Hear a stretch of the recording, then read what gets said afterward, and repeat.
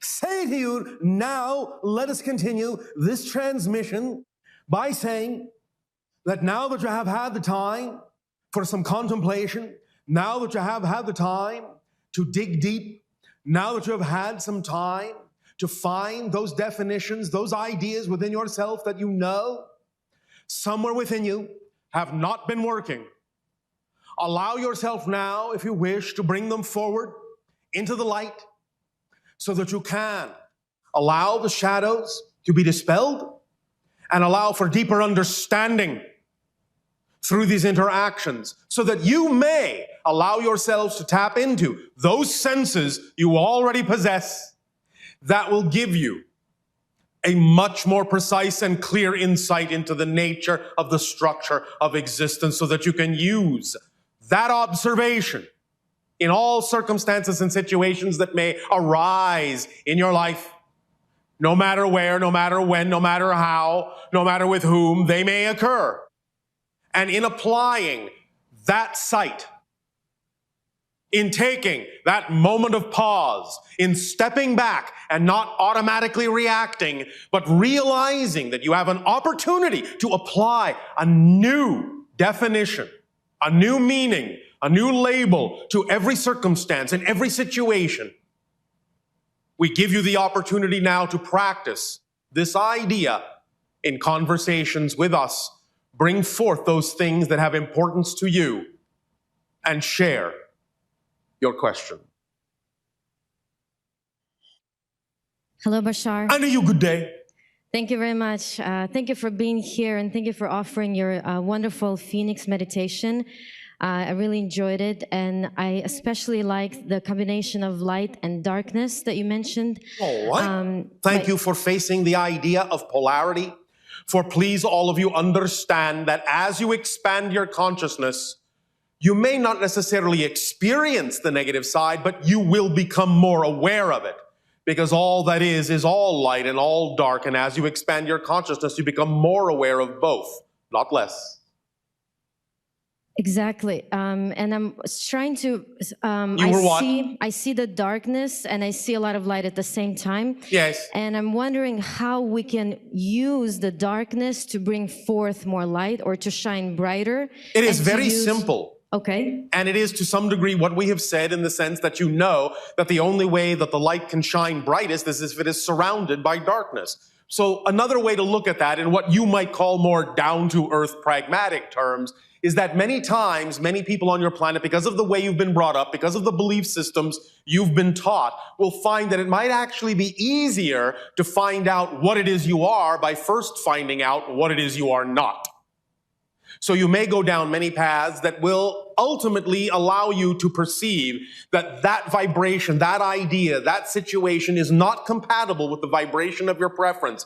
And if you use it in a positive way by recognizing that it has given you one more way, by finding what you're not, it has given you one more way to find more clearly, more quickly what you are, then you will be using the dark in the most positive way you can to reinforce the light within you. Does that make sense? It does. I guess I would like to maybe have like a practice or a Then what's process. your imagination for? That's what your imagination is for. Just is to visualize. invent the practice that works for you. I will repeat this one more time. Are you paying attention? Yes. Are you sure? Yes. Are you really sure? Yes. All right. Repeat after me. All tools. All tools. All rituals. All rituals. All techniques. All techniques. Are permission slips. Are permission slips. My imagination. My imagination. Is the conduit of communication. Is the conduit of communication. From my higher self to my physical mind. From my higher self to my physical mind. Whatever it is my imagination creates for me. Whatever it is my imagination creates for me. Is the permission slip that works best for me right now. Is the permission slip that works best for me right now. Because my imagination is precisely tuned to my signature vibration. Because my imagination is precisely tuned to my signature vibration. Does that help? It does. It does. And I've done this before, but I feel like it took me too long. It took me about 2 years. One moment. Stop right there. Define too long. 2 years. That's no time at all. Now, have you heard us talk about the threshold of believability test? No. Here's how it works. And again, remember, this is just a permission slip, but it is one based on the collective consciousness of your world, and so can work for most of you. Okay. If you wish to accelerate things, all you need to do is ask yourself, how long do I really believe with my current belief system? How long do I truly believe without a moment's hesitation that it will take me to achieve this thing, to be this thing, to experience this thing? Start with a number that's way beyond what you know is more than enough time. So in other words, if you wish to manifest an idea, if you wish to be a certain state, you go, do I believe with my present belief system that 10 years is more than enough time? Yes, no problem. 10 years, that's a lot of time. I can easily do it before that. Do I believe that 8 years is enough time? Oh, more than enough time. Absolutely. 8 years, way too long. Don't need anywhere near that much time. Do I believe 5 years? Yes, no problem. Do I believe 3 years? Well, as soon as you hesitate to answer yes, that's how long it will take with your present belief system. Now, what you then need to ask is, what would I have to believe is true about my relationship to this situation that it would take that kind of time? When you find out what that belief is that may be making it take that kind of time, and you deal with it, you integrate it, you let it go, then take the test again. You should, on the second time, pass through the former threshold. Do I believe 3 years is more than enough time with my new belief system, having let that go? Do I believe now that 3 years is more than enough time? Yes, no problem. What about 2 years? Yes. With my new belief, no problem. What about 1 year?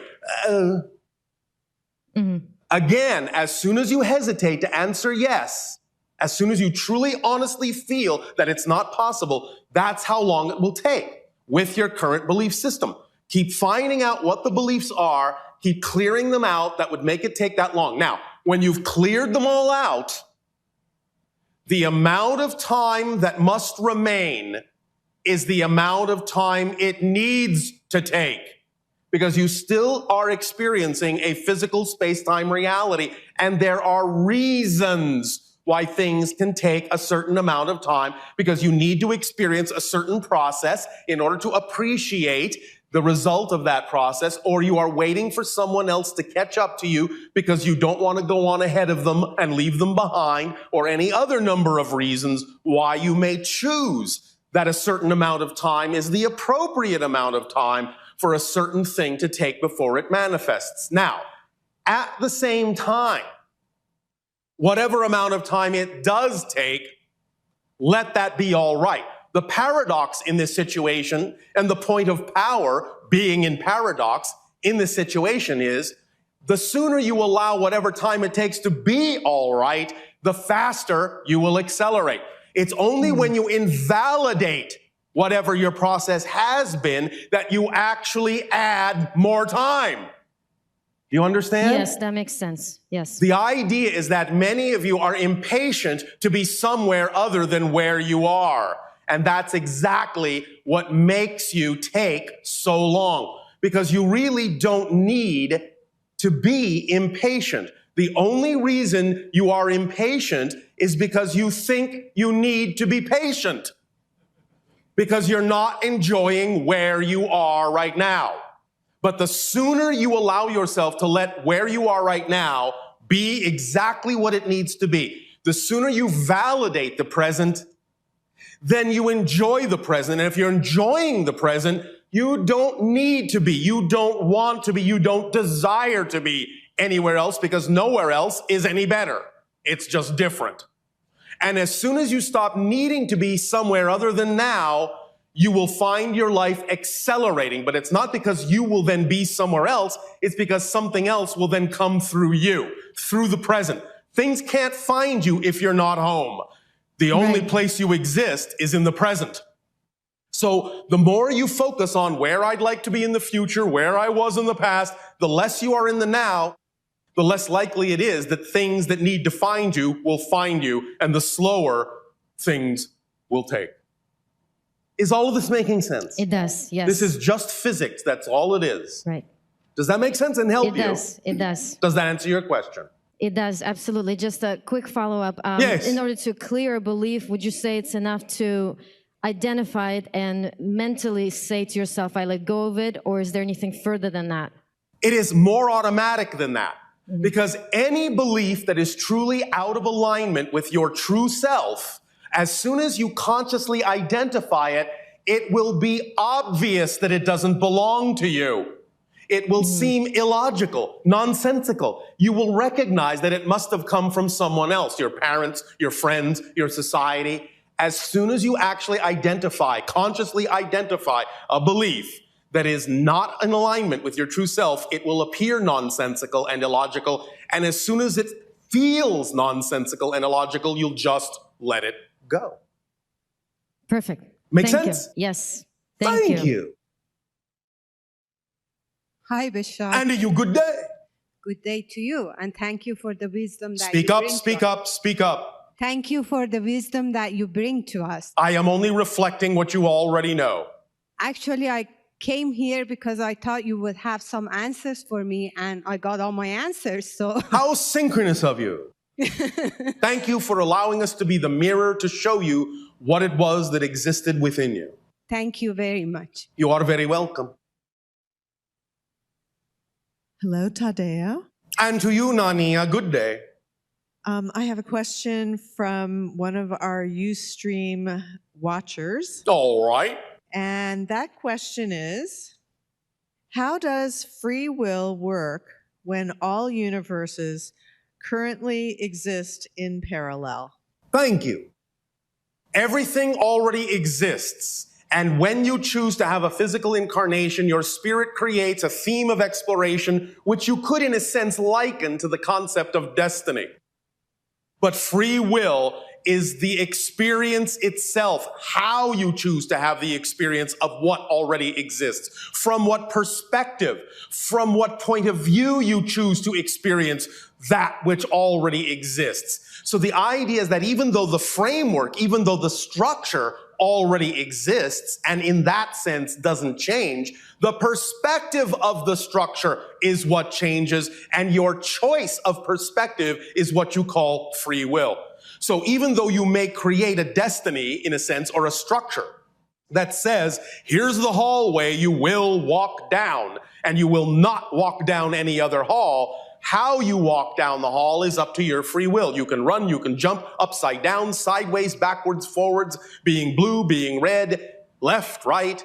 The idea is to experience the hallway, experience the structure from every possible point of view, and that's where your free will comes in. Because what you're creating is an experience. You're not creating the thing. The thing already exists. The structure exists. But you use the structure to create a unique perspective, a unique experience that all that is then gets to experience of itself from your point of view, your unique free will point of view. Does that make sense? Yeah, I mean, it's just so interesting that you can practice this on a moment-by-moment daily basis, which is that every single thing that you experience in your reality, you have that option over and over and over to choose what perspective you're going to have of the things that you're interacting with. Yes, it is entirely holographic. And then, of course, by having those different perspectives, that then has the effect of seeing, of experiencing, or that has the effect of how you experience the reality that you're choosing. Yes, but let's take that understanding a little deeper and a step farther. Okay. Because the idea is that when the question is asked, well, if everything already exists, there is an implication in there that there's actually some solid structure outside of you, and there isn't. Because the idea is that the only thing that's actually real is your experience, which means your perspective of the structure actually creates the structure. The structure doesn't exist without you. You don't exist without the structure. But the structure is not a solid thing. When they talk about the idea of all the multiverses, they don't exist outside you. They exist within your consciousness.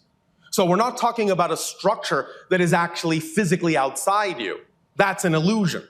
So your free will, in a sense, is simply how do you wish to experience, from what perspective do you wish to experience another aspect of your own consciousness within itself. And then you're simply projecting that idea to make it seem as if the structure exists outside of you so you can have a unique experience you call living in physical reality. But it's all taking place within your consciousness. So it's not like that structure actually physically exists outside. So for example, starting from, say, point A, you see something in your reality, you have a certain interpretation of it. But technically, since there's no cause and effect, the only thing that's happening is that you're having an experience of what you're seeing based on the meaning that you've given to it. Yes. Now, how does that lead to the next experience that you have that appears to be connected in a causal way? Because you're creating the illusion of continuity based on the agreement you have of what game you're playing. In some realities, there's no illusion of continuity at all. The experiences jump from one thing to another without any apparent connection whatsoever in any concept of space and time. But you have agreed to this idea called the continuity game, where you use one reflection, you use one creative experience to build upon. You create the idea of experiencing the mechanism of creation, that one thing gives birth to another, gives rise to another. You create that illusion of continuity when in fact all those things exist all at once. But you have decided to experience them linearly. So if you wanted to, say, learn a lesson, or it's something that your higher mind is guiding you to learn Yes. a certain idea, Yes. then it would actually be presented to you in a sense as a consequence Yes. of the choice that Yes. you're making of how you're Because your interpreting it. desire is to learn a lesson. Whereas on another reality, you would simply just know the information. But you want to experience the learning of it. The learning itself is the experience. The process itself is the experience. The journey itself is the destination, not where it leads you. So it just sounds like there's so many fun things to experience here, and you can have these ideas of learning and transformation and Yes. all of these experiences Yes. simply based on moment by moment deciding what meaning you want to give to the things that you're observing. Yes, and at first, even creating the idea that there is such a thing as moment by moment, when in fact it's all the same moment from a different point of view. Right. Thank you. Absolutely fascinating. Thank Yes. you. Hello, Bashar. And to you, good day.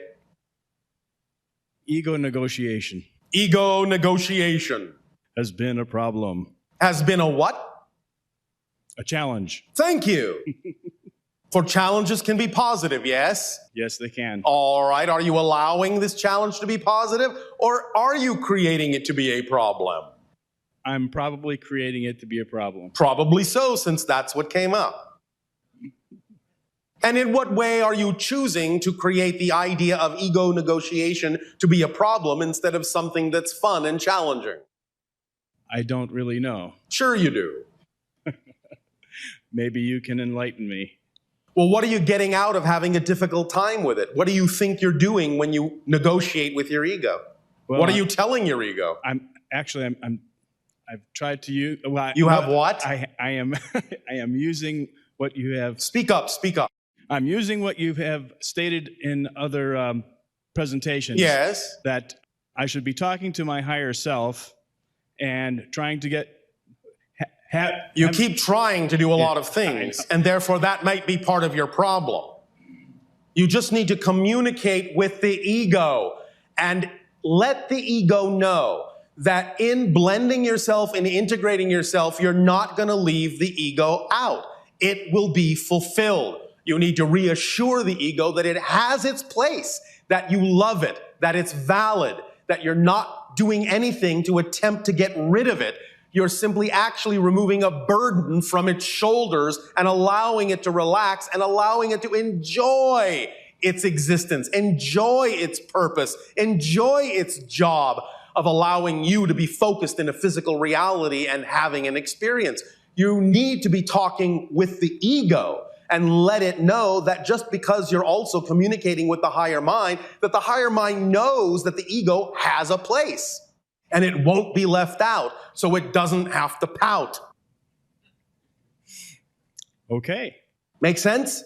It Is that a little bit different than the way you've been going about it? I believe it is, yes. Then I would suggest you go about it the way we just suggested, because that's actually what we suggested to begin with.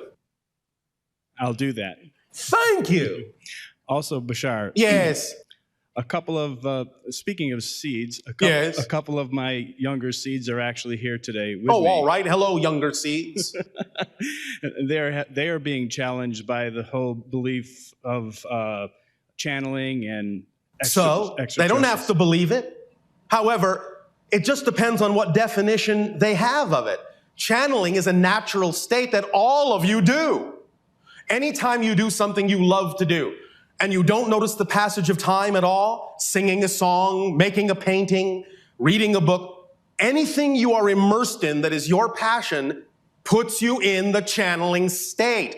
What you do with it is up to you, but it's a natural, altered state of consciousness. That's all it is. But you can discover that you can connect to other levels of your own consciousness or telepathically to other consciousnesses if you wish to use it that way. But you don't have to. You don't have to believe anything about what people say about it to get something out of it. This is why we say you don't have to believe in us. You don't have to believe we exist at all.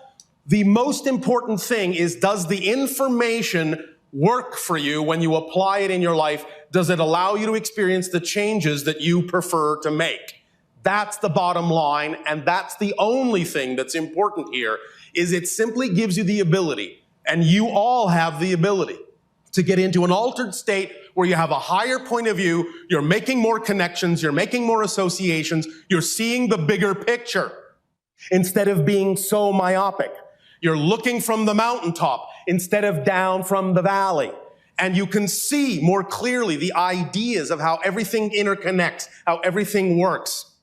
Channeling is a natural altered state. You all have the ability to connect to source and download whatever information you need because everything exists here and now.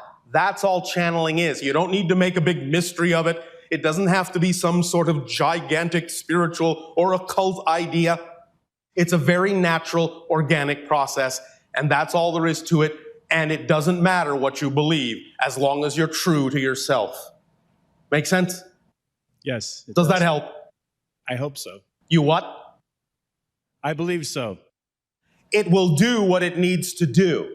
There is no need to change anyone's mind about anything. Remember that if you feel a need to force a belief on anyone, you don't believe in the power of that belief yourself. Understand? Understood. Because whatever is true and whatever is natural, everyone will encounter it at some point and they'll integrate it in their own way. But no one person is privy to what the best way is for anyone else. What we are providing here is simply one opportunity, one doorway, one idea, one perspective. It doesn't have to be anyone else's. We just know what works for us, and we know that if you choose to apply it, it will work for you. But we are not telling you how, in any way, shape, or form, you should choose what works for you. All right? Thank you, Bashar. Thank you. Hello, Bashar. And to you, good day.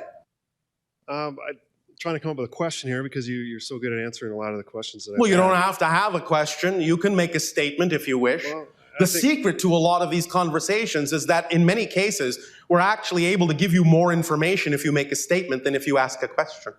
Okay. I think a theme that's run through my life is my relationship with my father. And Yes. it seems to have gotten better over time. He's 73 years old now. All right. It seems to have gotten better, or it has improved. It has gotten better. Thank you. And actually, my relationship with my father's gotten much better. All right. My brother seems to still have an issue with him, but All right. it's a theme that I've had. And Yes. I'm just wondering, are certain people put in your lives to give you those challenges in You your know life? the answer to that. Oh, I do. It's obvious, isn't it? Very. It's all by orchestration. There are no accidents. Okay, and then those challenges are presented to you to work To against learn them, to overcome them? become more of yourself by facing those challenges in the most positive way you possibly can. Learn from them, grow from them, become who you are. Okay. Because even if another person doesn't know they're doing that for you, you can still get that effect out of the circumstance, out of the relationship. And you can be a reflection to them to allow them the opportunity to learn what they need to learn to become more of themselves, but they don't have to choose to be. And by working on yourself, I get the point where you say you just have to change yourself. Yes. If you're looking to improve your relationship with your father or something of that effect, the only thing you can do is change your perspective from Improve your the point of view. relationship with yourself. So it's Because you always see, if you inward. improve the relationship with yourself, it doesn't really matter what anyone else chooses. Because you will only experience a positive effect from any relationship you have, even if the other people in the relationship choose to continue to experience negativity, it won't affect you because you simply don't agree to be affected in that way. And that seems to what happened over time is Yes. I've made that decision to be positive no matter what. I mean, we can, Yes. my dad and I can be tiling a floor and he can tell me how to move it, do it this way. And I've basically been able to kind of deflect that like a water off a duck's back. All right. It no longer affects Then me. again, the more you allow yourself to be the vibration of who you prefer to be, the more you will shift into a reality, possibly, where another version of him will be more reflective of the energy within you. Yes?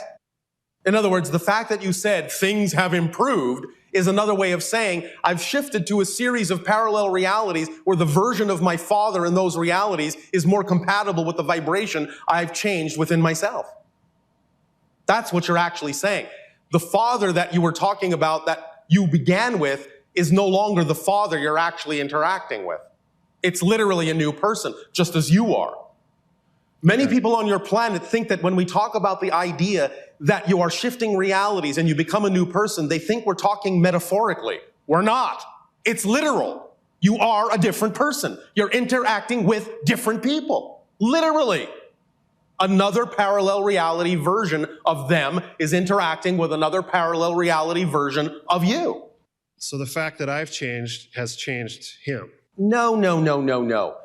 It hasn't changed him. It's brought you into a reality with another version of him that's already more compatible with the vibrational change you made within you. The old him is still in that old world, still in that old earth, that parallel earth you no longer reside in as this you. The other you may still be there, but you're not that you anymore. And he is not that him. You are this you and he is that him. Does this make sense in your language? Do you understand that there are already an infinite number of parallel earths that coexist all simultaneously, and that on each earth there is a slightly different variation, another version of you? Yes. You understand that? I'm trying to understand it, yes. All right, well, let it sink in. It's sinking in, yeah. And on those worlds, in many cases, are alternate versions of those other people that you interact with as well. Okay. But that person on that world is not the same person that was on the world you were a part of a moment ago. So he hasn't changed. You've changed, and you've shifted your consciousness to look through the eyes of another body, another version of you, on another planet, another earth, with another version of your father on that planet that's more compatible, more in alignment vibrationally. You get that? Okay. Yes? So as I improve or create better versions of myself, Yes. I'm interacting with different versions of others. All of them, yes. And And those that do not choose to match that vibration will disappear from your life. They will simply not have a counterpart on that world. okay, so they are also shifting at the same time. Everyone is shifting billions of times per second. The only reason you perceive what appears to be the relatively the same people from moment to moment is because you're all agreeing to shift into similar realities simultaneously. Okay, so it's like a dance of sorts. It is exactly that. and in orchestration. There are no accidents. Okay. Yes? Yes. I got one more question. Yes. This is more off topic. Speak up, speak up. Okay. There's been a lot of incidents around the United States and the world where there's been a lot of boom noises or Yes. earthquakes, minor earthquakes. And Yes. I was wondering if you had a comment on that. We're talking to someone else for a moment. Hold on.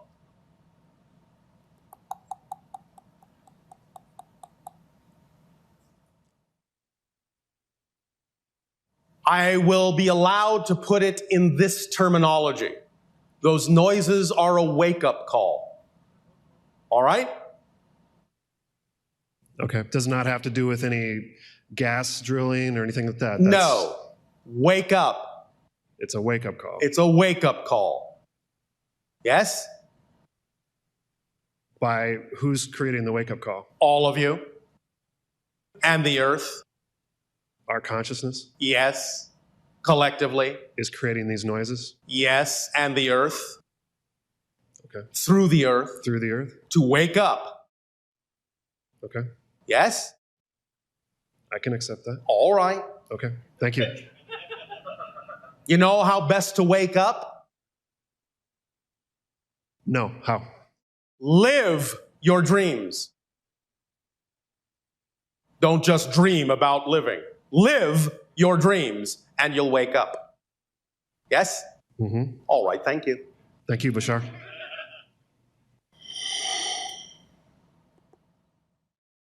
Hello, Bashar. And to you, good day. Speak up, speak up. I'll try to.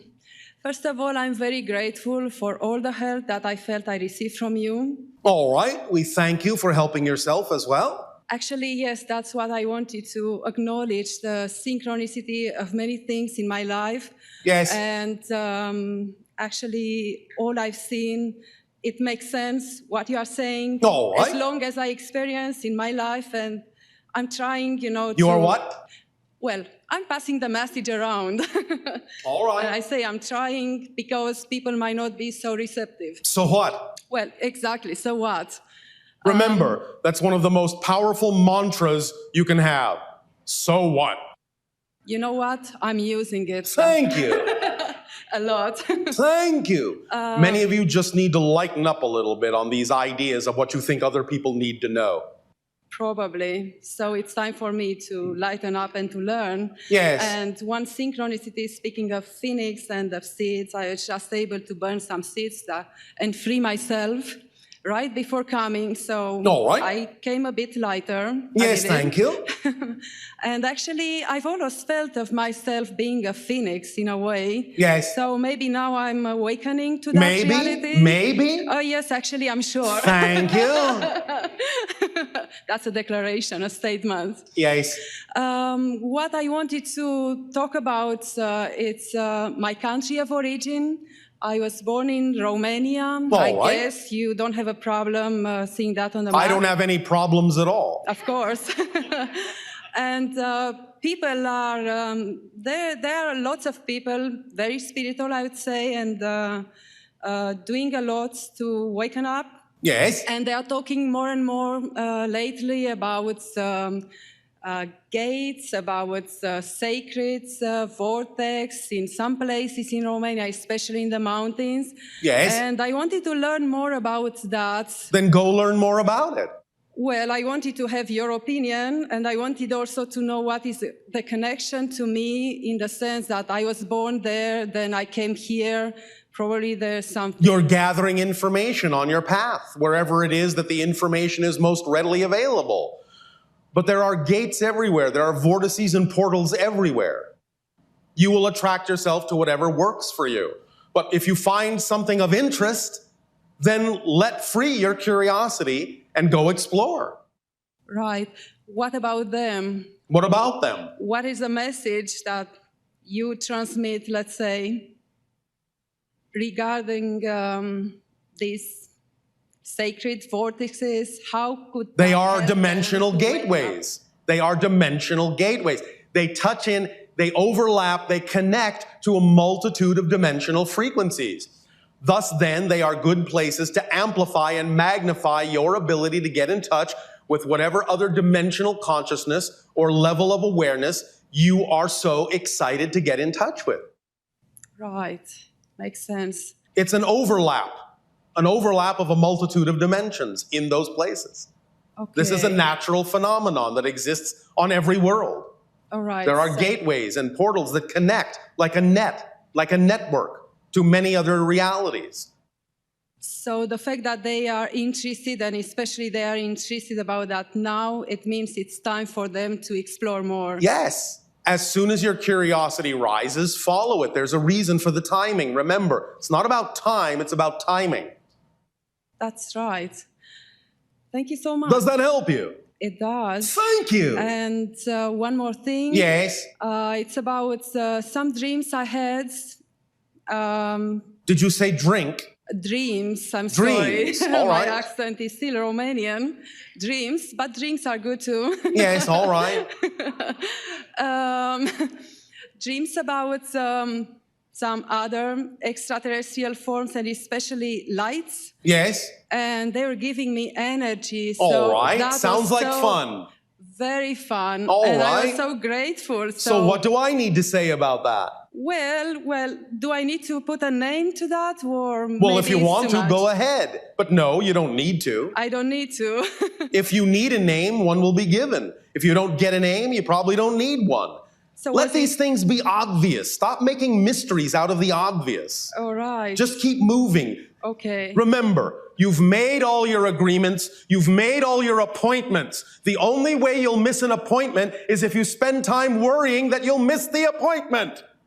If you just keep moving, you can't miss any appointments. This is a very strong lesson you are giving me. Yes. Thank you. You need to trust your life. Trust how it unfolds. Trust the synchronicity. Trust the timing. You already know what you're doing. You just need to believe you are. Okay, that burns that seeds completely. Thank out. you. Thank you so much. You're welcome so much. Sometimes it helps for you to become phoenixes, which are birds, to rattle your cages a bit, so that you will realize the door has never been locked, and so that you can fly free from the cages you impose upon yourselves. Good day, Bashar. And to you, good day. I recently had. Speak up, speak up. I recently was involved in the cetacean transformation workshop. All right. Fun, yes? Oh yeah. Oh, yes. Yes? The dolphins and the whales Yes. are connected with Sirius. They are connected to Sirius energy. It doesn't mean it's the only one, but they are primarily connected to Sirius energy and bring that vibration through to aid and assist in the connection and communication for you as well and all forms of life on your planet to aid and assist in that contact. Yes. All right. I had a interesting synchronicity that brought me to you. All right. Well, most synchronicities are interesting, but go ahead. After a couple of weeks of studying UFO-related material, Yes. I sat down with a fortune cookie, All right. and I asked a specific question before I opened the fortune cookie. And your question was? Whether or not this fortune cookie could tell me something about extraterrestrials or my role in it. All right. And the fortune cookie read an alien of some sort would be appearing to me shortly. And there you go. Permission slips come in many forms. Well, that certainly was an interesting one. Thank you for creating such a marvelous synchronicity and allowing us to be a part of that. So how are the hybrid children doing in their They're doing just fine, thank you. study of humans 101? They are studying well. They are acclimating very well. Are they going to humans 201? They are in 301. 301. my unconditional love to each of them. Our unconditional love to you as well. Are any of them my children? There is some genetic material involved, but not necessarily enough that you would consider them, in a sense, your children.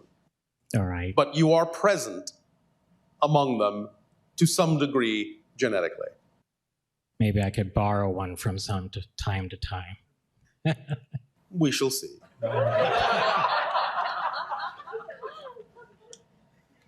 Well, the biggest thing that I learned about the dolphins was by looking within the oceans and the inner space and looking within ourselves, will we be more capable of exploring the other vast sea of outer space? Of course. Thank you for your realization. I thank you. Our unconditional love to you. Good day. Shivai. Shivai.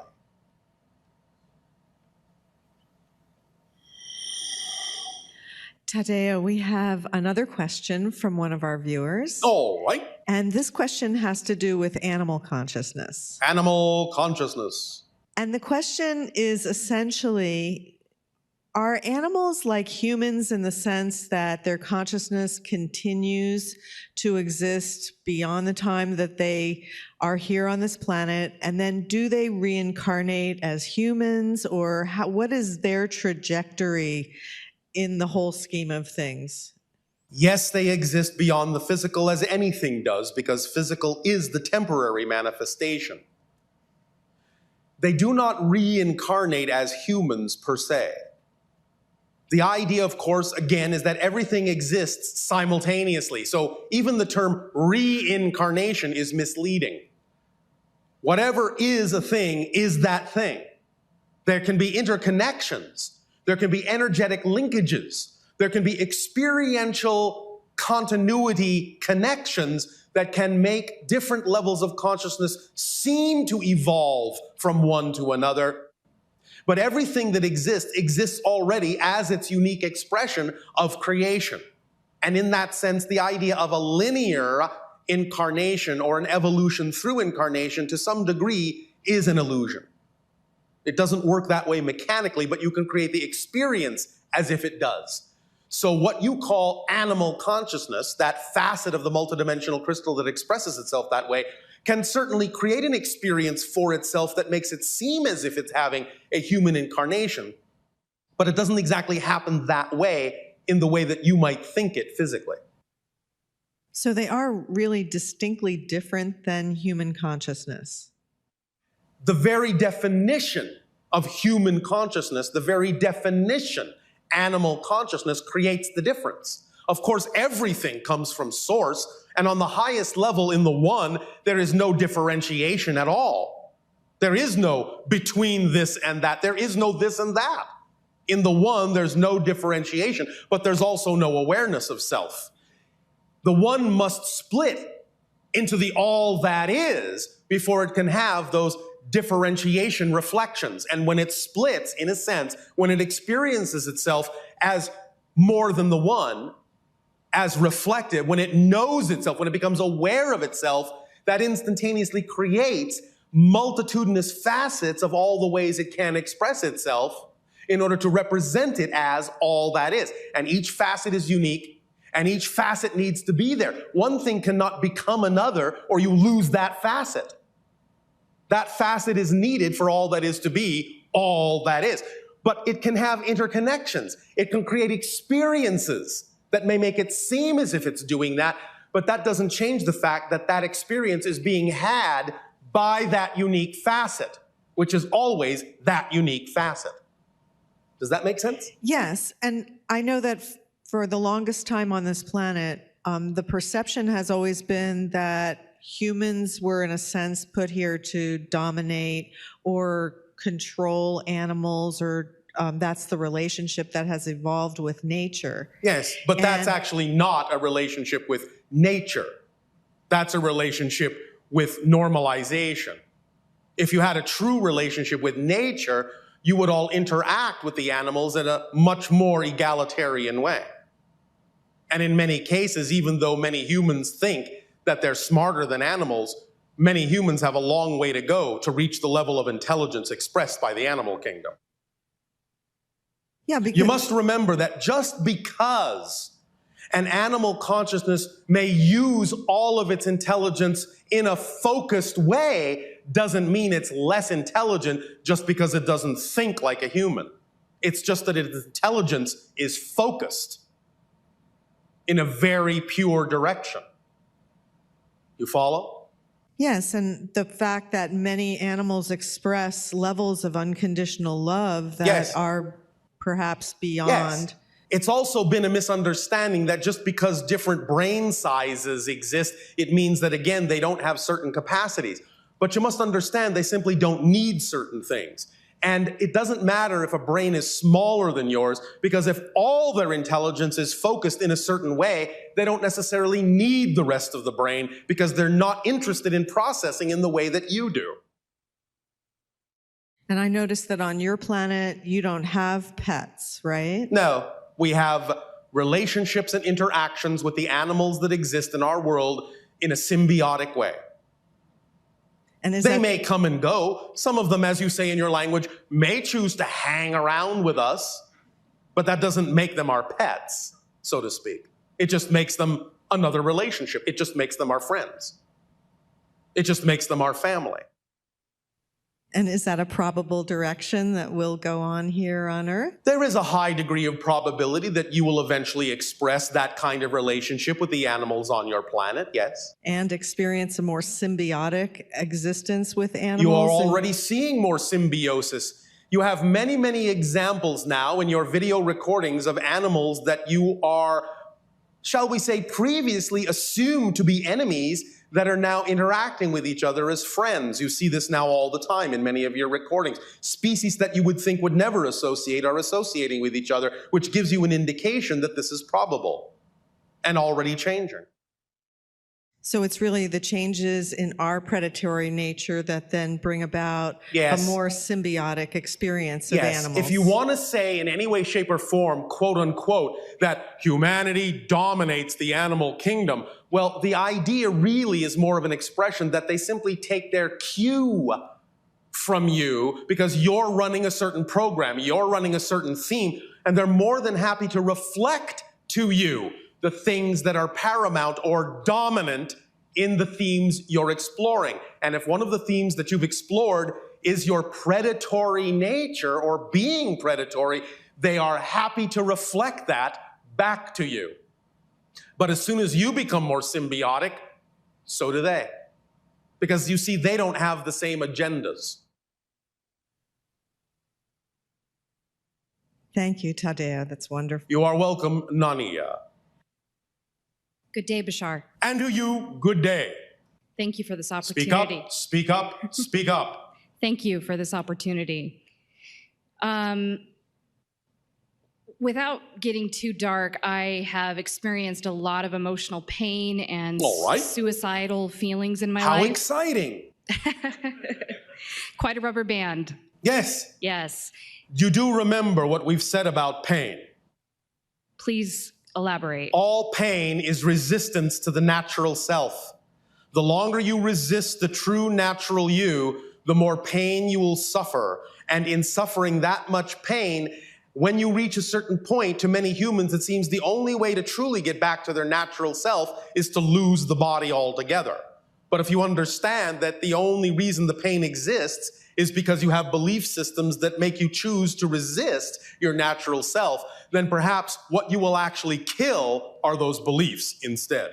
Yes, and that is exciting. It is exciting. Yes. Thus then, by going into the deepest darkness, do you give yourself the opportunity, as you say, through the rubber band analogy, to spring into the brightest light.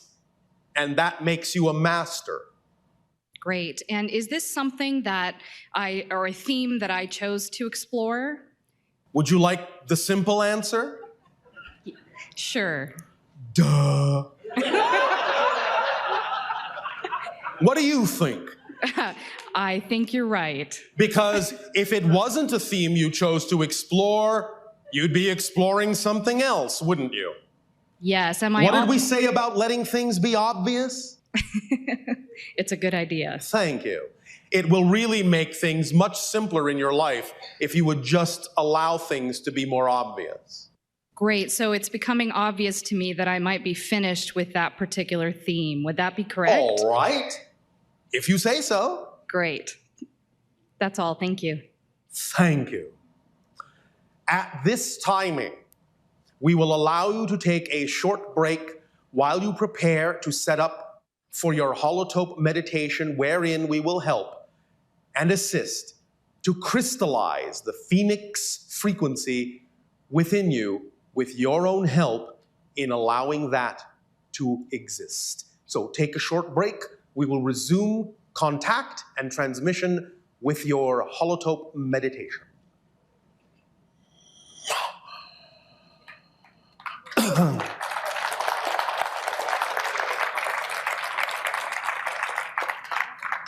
How's it going?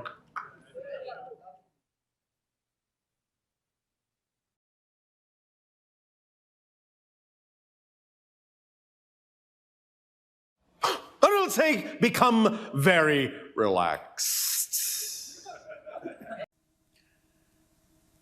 Now that you have had a chance to refresh and renew yourselves, we will continue with the idea of the exploration of the phoenix frequency and rising from the ashes.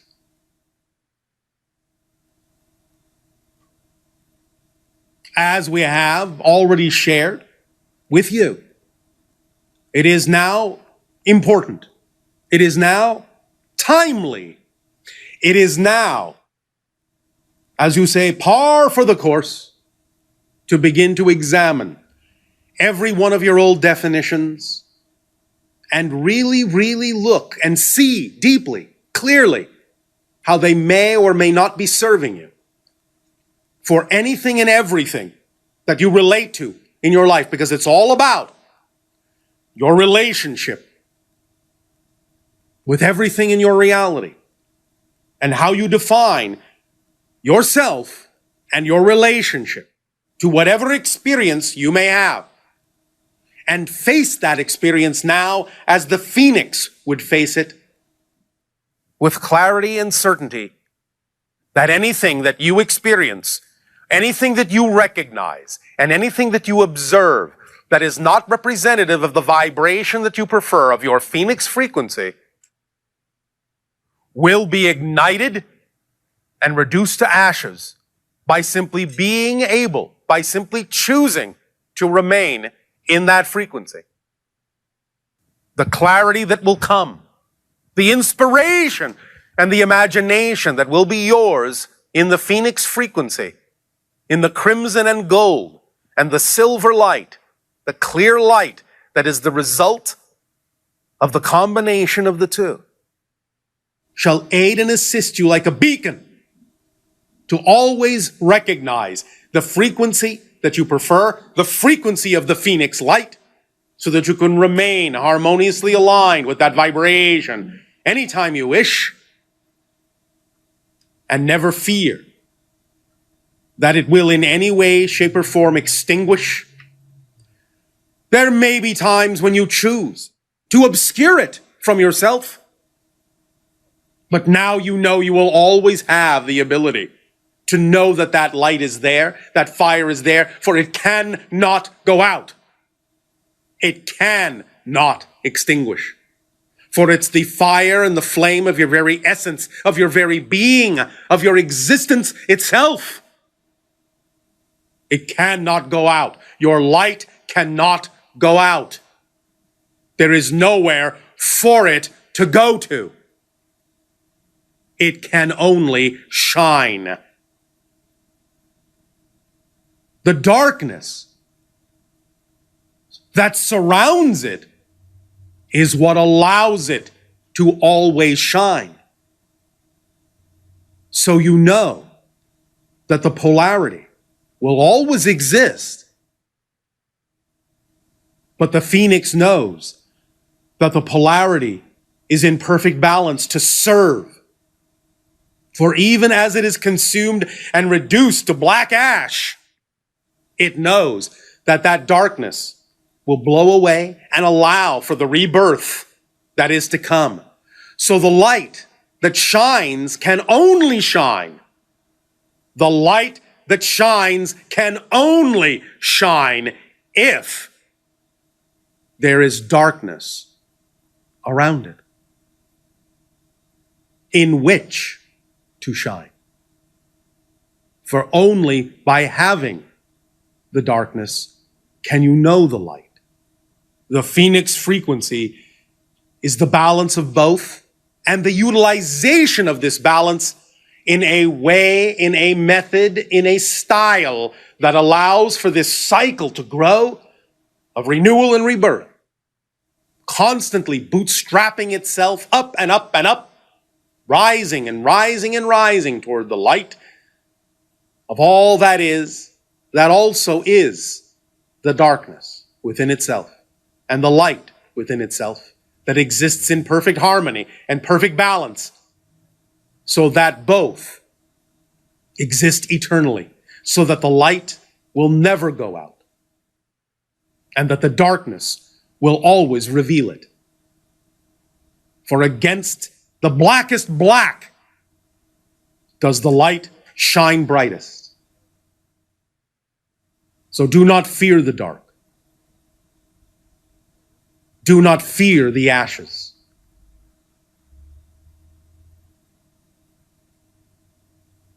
Allow yourselves then the opportunity to examine further old ideas.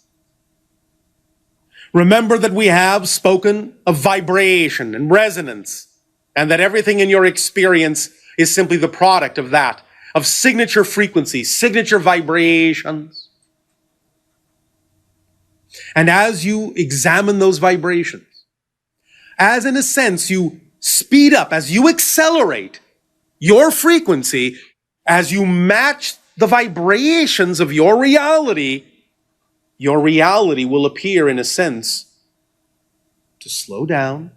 Even as you accelerate, you will reach that balance point in your frequency as you fly faster and faster in the phoenix frequency. The paradoxical experience will be that many times the experiences in your life will slow down. Many of you have this kind of experience in what you call your emergencies or your accidents, where suddenly everything becomes hyper-focused and everything seems to be happening very slowly, even though you know it is happening very quickly. The phoenix frequency can create this experience in a variety of ways, where suddenly you are matching the frequency of the event that you are generating. And as you match the frequency of the events that you are creating, it will seem to slow down and sometimes maybe even freeze, so that you are perfectly aligned, perfectly matched, perfectly synchronized with it, and giving you thus then the opportunity to more clearly examine all of the aspects of your creation, to truly see at a glance and in totality the mechanism of your creation, and to understand the reflection that you have given off, so that you can work with it. This is the seed of true magic, of true manifestation, of true malleability, of true creation, where you match the frequency of the creation of your event and can see thus then and experience at a glance the totality of all the aspects, all the facets of that manifestation to such a startling degree of clarity that you can work with it at your leisure, even as you know you are operating at hyper speed, and that this is happening in the blink of an eye. You can work with it at your leisure to rearrange, to understand, to clarify, to remove, to place in, to reinvent that reflection to be far more representative of your true self, far more reflective of your core being. As we have often said, when changes occur of a specific nature in your consciousness, you will see those changes reflected in your physical reality in a variety of ways. And this idea of matching that frequency and experiencing hyper-acceleration as if nothing is moving at all, is a perfect representation of what we have heretofore discussed as infinite speed, because when things are moving at infinite speed, it appears that things are standing perfectly still, because they're simply everywhere at once, and nothing seems to be moving. This is now also being reflected even in your technology. Because as your scientists experience and explore the idea of the thing that they believe moves the fastest in your reality, light, they are simultaneously exploring the things that move the slowest, the dark, what you call cold. And they have discovered that they can combine the light and the dark, the cold and the light, in such a manner as they can actually freeze light and make it stand perfectly still and do what they wish with it at their leisure. This is a perfect reflection of this state. For in the ultimate cold, nothing is moving. It transcends into another state altogether. And when light intersects a pocket of that which has been created to be ultimately cold, light itself will freeze. And your reality becomes matched. Your frequency becomes matched with that of the speed of light. And you stand at that moment in an eternal now, able to accelerate and able to stand still, simultaneously in the midst of the brightest fire and the darkest ashes. And in combining them, create that eternal now, that frozen moment of space and time and light and frequency and resonance that allows you to see with crystal clarity the structure, the nature of existence itself. This freezing of light and transforming light into a variety of other expressions of energy is what is contained in the apparently empty chamber that forms the core of the consciousness of the ships in which we sail in our civilization. It forms the core of the intelligence that represents our higher self physicalized, with which we commune in our spacecraft. This empty chamber is using frozen light to create all forms of energy that can perform all manner of tasks in the blink of an eye at such high acceleration that it seems to be standing perfectly still in that true, clear, infinite moment of pure knowing. And it is that we tap into that allows us to simply observe the nature and structure of existence itself. For when we describe and define the idea of the nature and structure of existence itself, we are not expressing a belief. We are not expressing an opinion. We are expressing an observation. In the same way that when someone asks you, what color is this rose? And you say red or white or yellow or whatever the rose may be, that is not an opinion. It is an observation. As simply as you observe and know a rose to be red, we observe as simply the nature of the structure of existence itself, as clearly as you see the rose. And this is what we describe to you. And this is what we know all ideas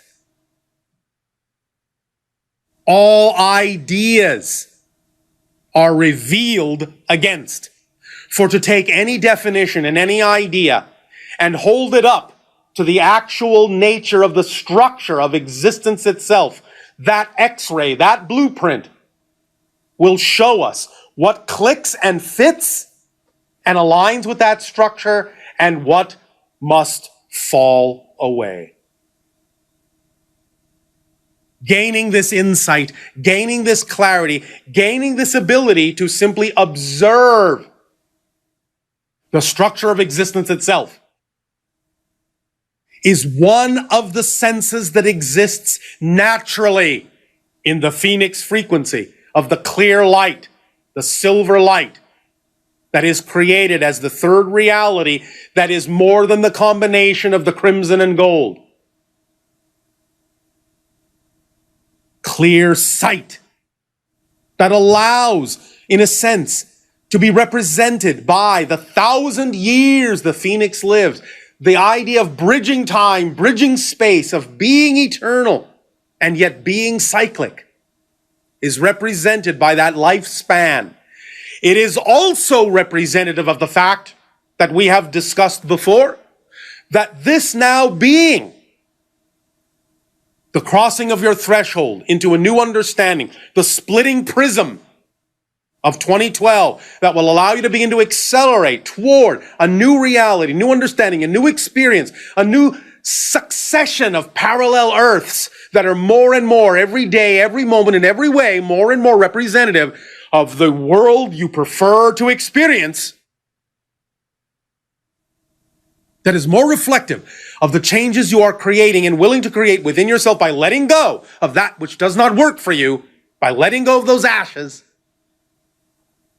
Thus then, from this year forward, as we have said before, your human race will create 1,000 years more for its existence on the earth, in which it will know peace, expansion, creativity, and far less limitation, and will become true fourth density beings.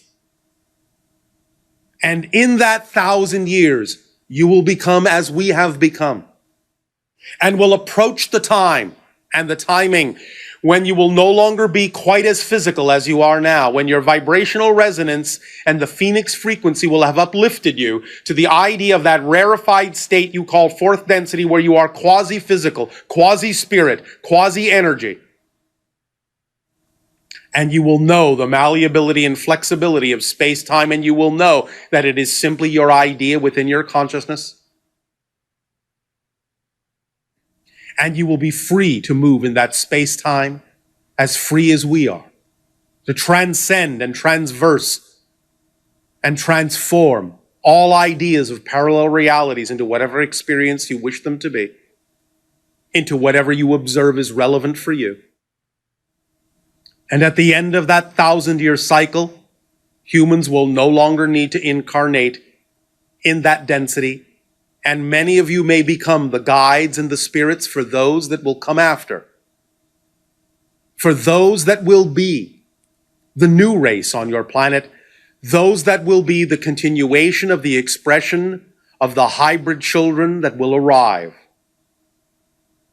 And your Earth shall become the sixth hybrid race, and will move toward a blending and a balance with all other five, our civilization included, the Yael included, and the others that have not been named, all together forming a blending that will create the seventh hybrid race, of which you will be a part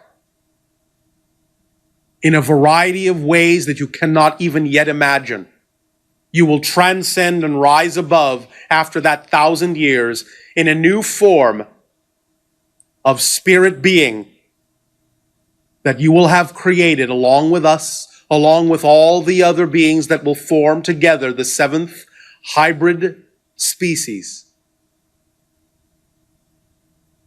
And that will be an unimaginable time of imagination. And you are the seeds of that reality now. The seeds that will rise from the ashes and begin to give birth to the first stirrings and the first stepping stones that will lead to that exploration, to that inspiration, to that unimaginable experience of imagination. And things that cannot even be described in your language will become your new nature. They do exist within you now as a seed. You will allow them to blossom, if you wish, to a point where it can have an experience and an impact and an effect in your present lives. But it will also lead to a level beyond your comprehension at present. Plant the seeds now in the ashes of those things that no longer serve you, so that you will renew not only your individuality, but your collectivity in ways beyond description. Be the phoenix world. Be the phoenix earth. Be the phoenix civilization, and rise from the ashes you have created of all the limitation you have imposed upon yourself for countless thousands of years. Rise now from those ashes and be free. Even though you may be at the end of one journey, you are at the beginning of the cycle of a new journey that is unfathomable to your present consciousness. And yet, your present consciousness is the seed from which it will arise, from which it will blossom. The more you allow the phoenix frequency into your life, the more you blend the crimson and gold into the clear silver light, the more you know you can let go of the ashes that are no longer you. The faster you will rise, the more clearly you will become the seed of the new era, of the new cycle that will last 1,000 years, just like the phoenix of legend. For that legend is you. There will be constant reminders, constant reflections, constant permission slips now arising in your reality. Whether you live in the city of Phoenix or not, all who participate in this vibration will start to perceive all manner of symbolic and archetypal reflections that have to do with reminding you of this vibration.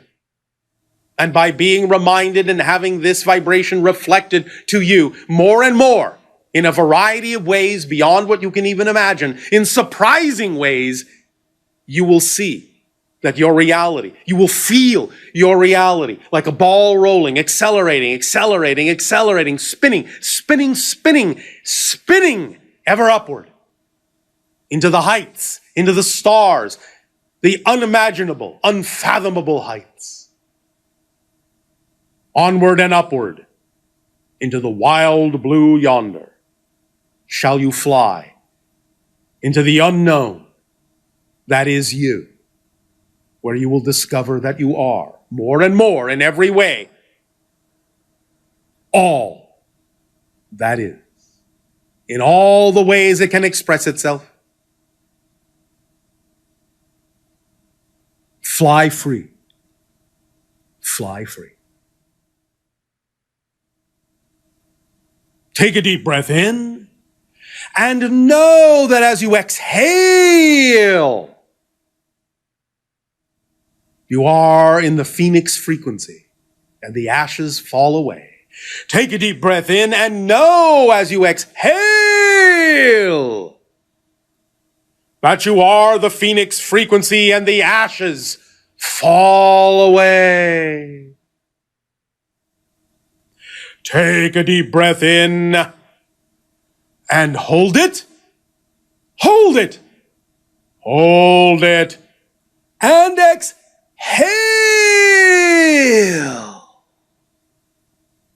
And know that you are the eternal phoenix frequency, and that the ashes, the ashes, the ashes fall away, blow away, scattered, vanished. And the only thing that remains is more of the pure you in the clear light. And with every exhale, you hail the new day. Hail and hearty. Hail, hail, the gang's all here.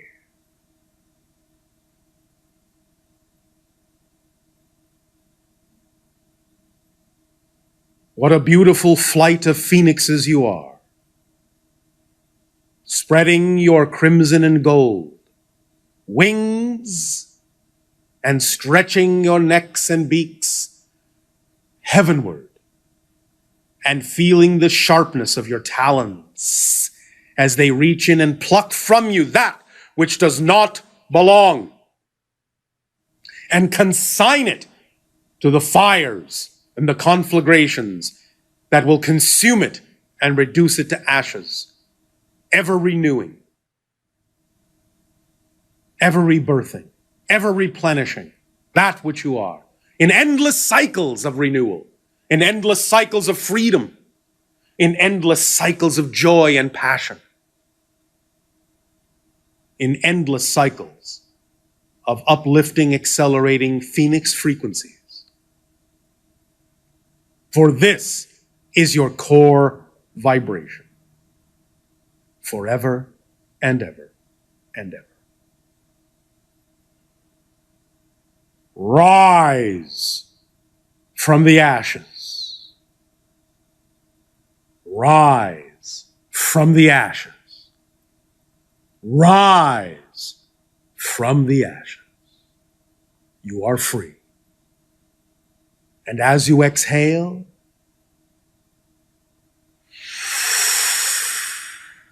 blow the ashes away.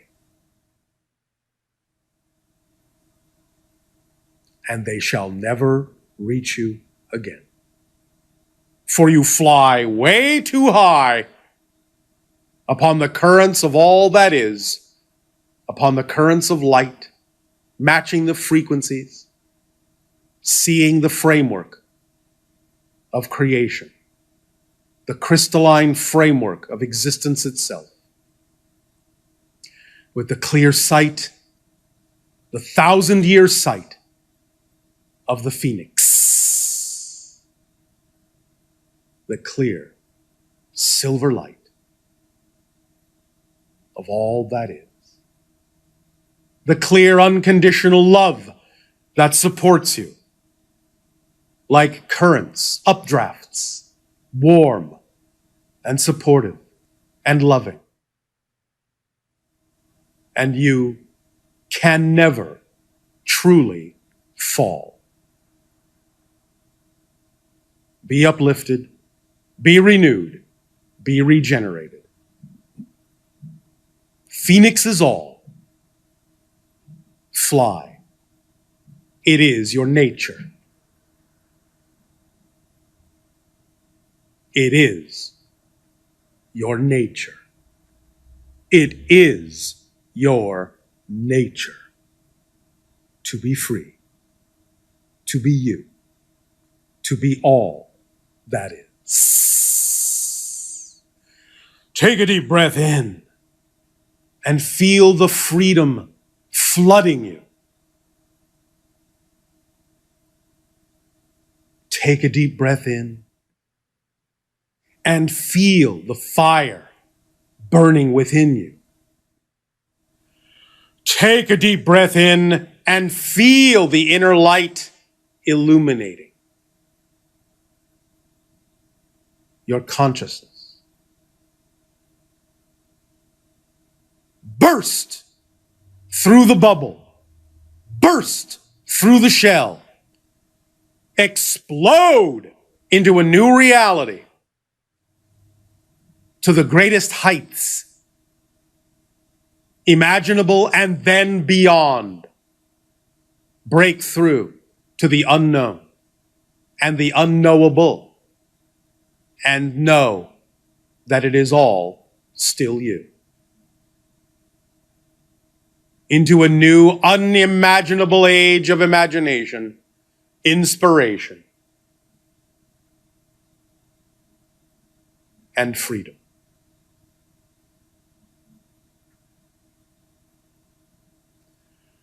Breathe easily.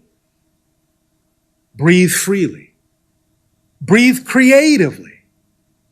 Breathe imaginatively. Breathe passionately. Breathe lovingly. Breathe gently. Breathe softly. Breathe fully. But breathe and keep breathing and keep moving and keep flying. And always look ahead. Don't look back. Look forward. Stay now. Eyes forward. Don't look back. Your path is ahead. Go inward to the Phoenix frequency, and the 1,000-year sight will show you, will illuminate that clear path before you. In every circumstance, in every situation, use that frequency, use that clarity to define, and redefine, and redefine every concept, every aspect of your relationship to that situation, to that circumstance. And in that Phoenix frequency, transform and remember, circumstances do not matter. Only state of being matters. The Phoenix frequency is your transfiguration, your transformation, your transcendent vibration. Transcend, transform, and transport yourself to a new reality over and over and over again. Be free to fly. Breathe deep and take it in. Make it your own, for it is your own. We only illuminate as a shining mirror what you already know deep within. Bring it to the surface. Bring it to your consciousness. All we are telling you, all we are reflecting is who you already are.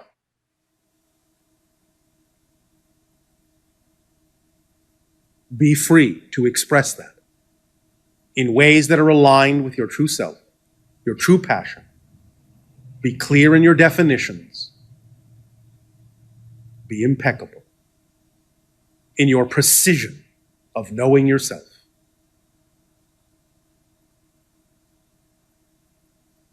And be relevant to your theme. It will take you all the way. Be at peace. Be at peace. Be at peace.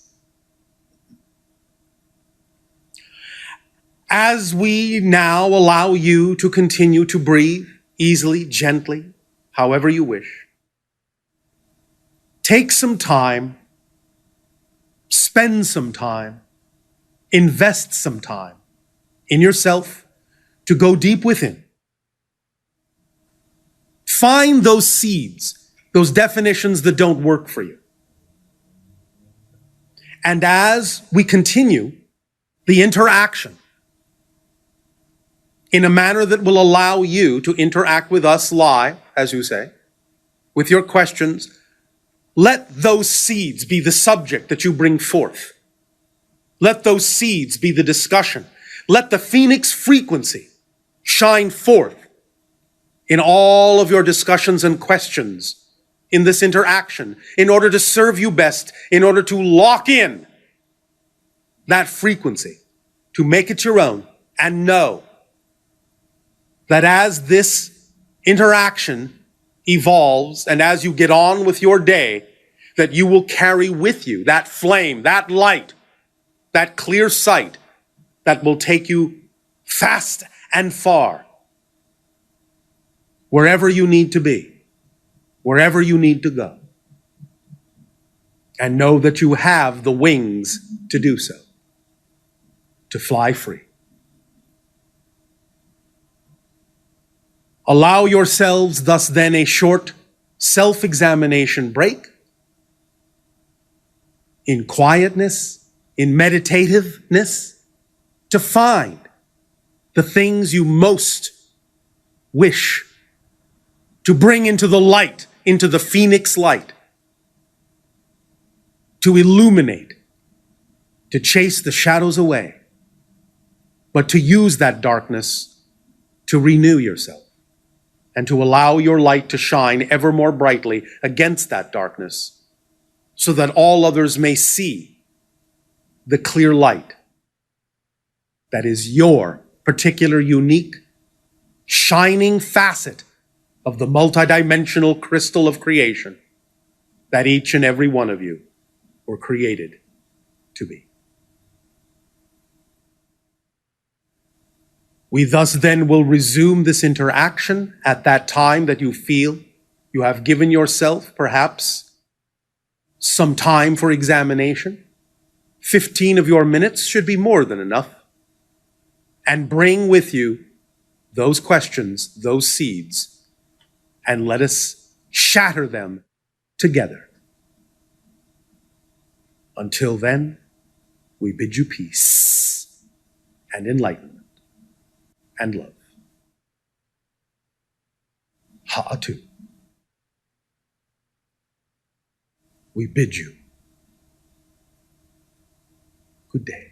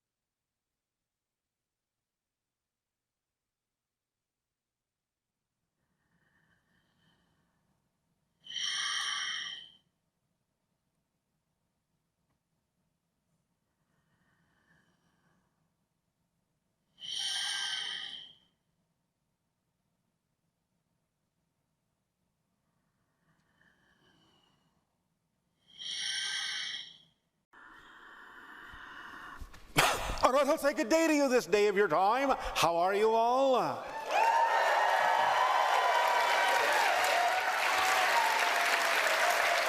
right. All right, we'll take that as an okay. We thank you all with deep appreciation for the co-creation this day of your time of this interaction and the allowance of this transmission. Our unconditional love to you all, and let us begin. We have titled this transmission, Sedona, the Interdimensional City. The idea being that because of the nature of the vortex of energy that exists in this area, It is connected to many different realms, many different realities, many different dimensions. And so we would like to discuss the ways in which you may use this portal, this energy, to connect to more of yourself, bring more of yourself through, that being your greater self, not just your physical minds, but connecting more readily with your higher mind, with your greater being, with parallel realities, with Source, and your guides, and all who are willing to be of assistance to you. The first thing we would like to explain is the idea of that connection, because we know many of you ask for assistance, ask for help, pray for guidance, but I remind you, prayer is not about asking for something you don't have.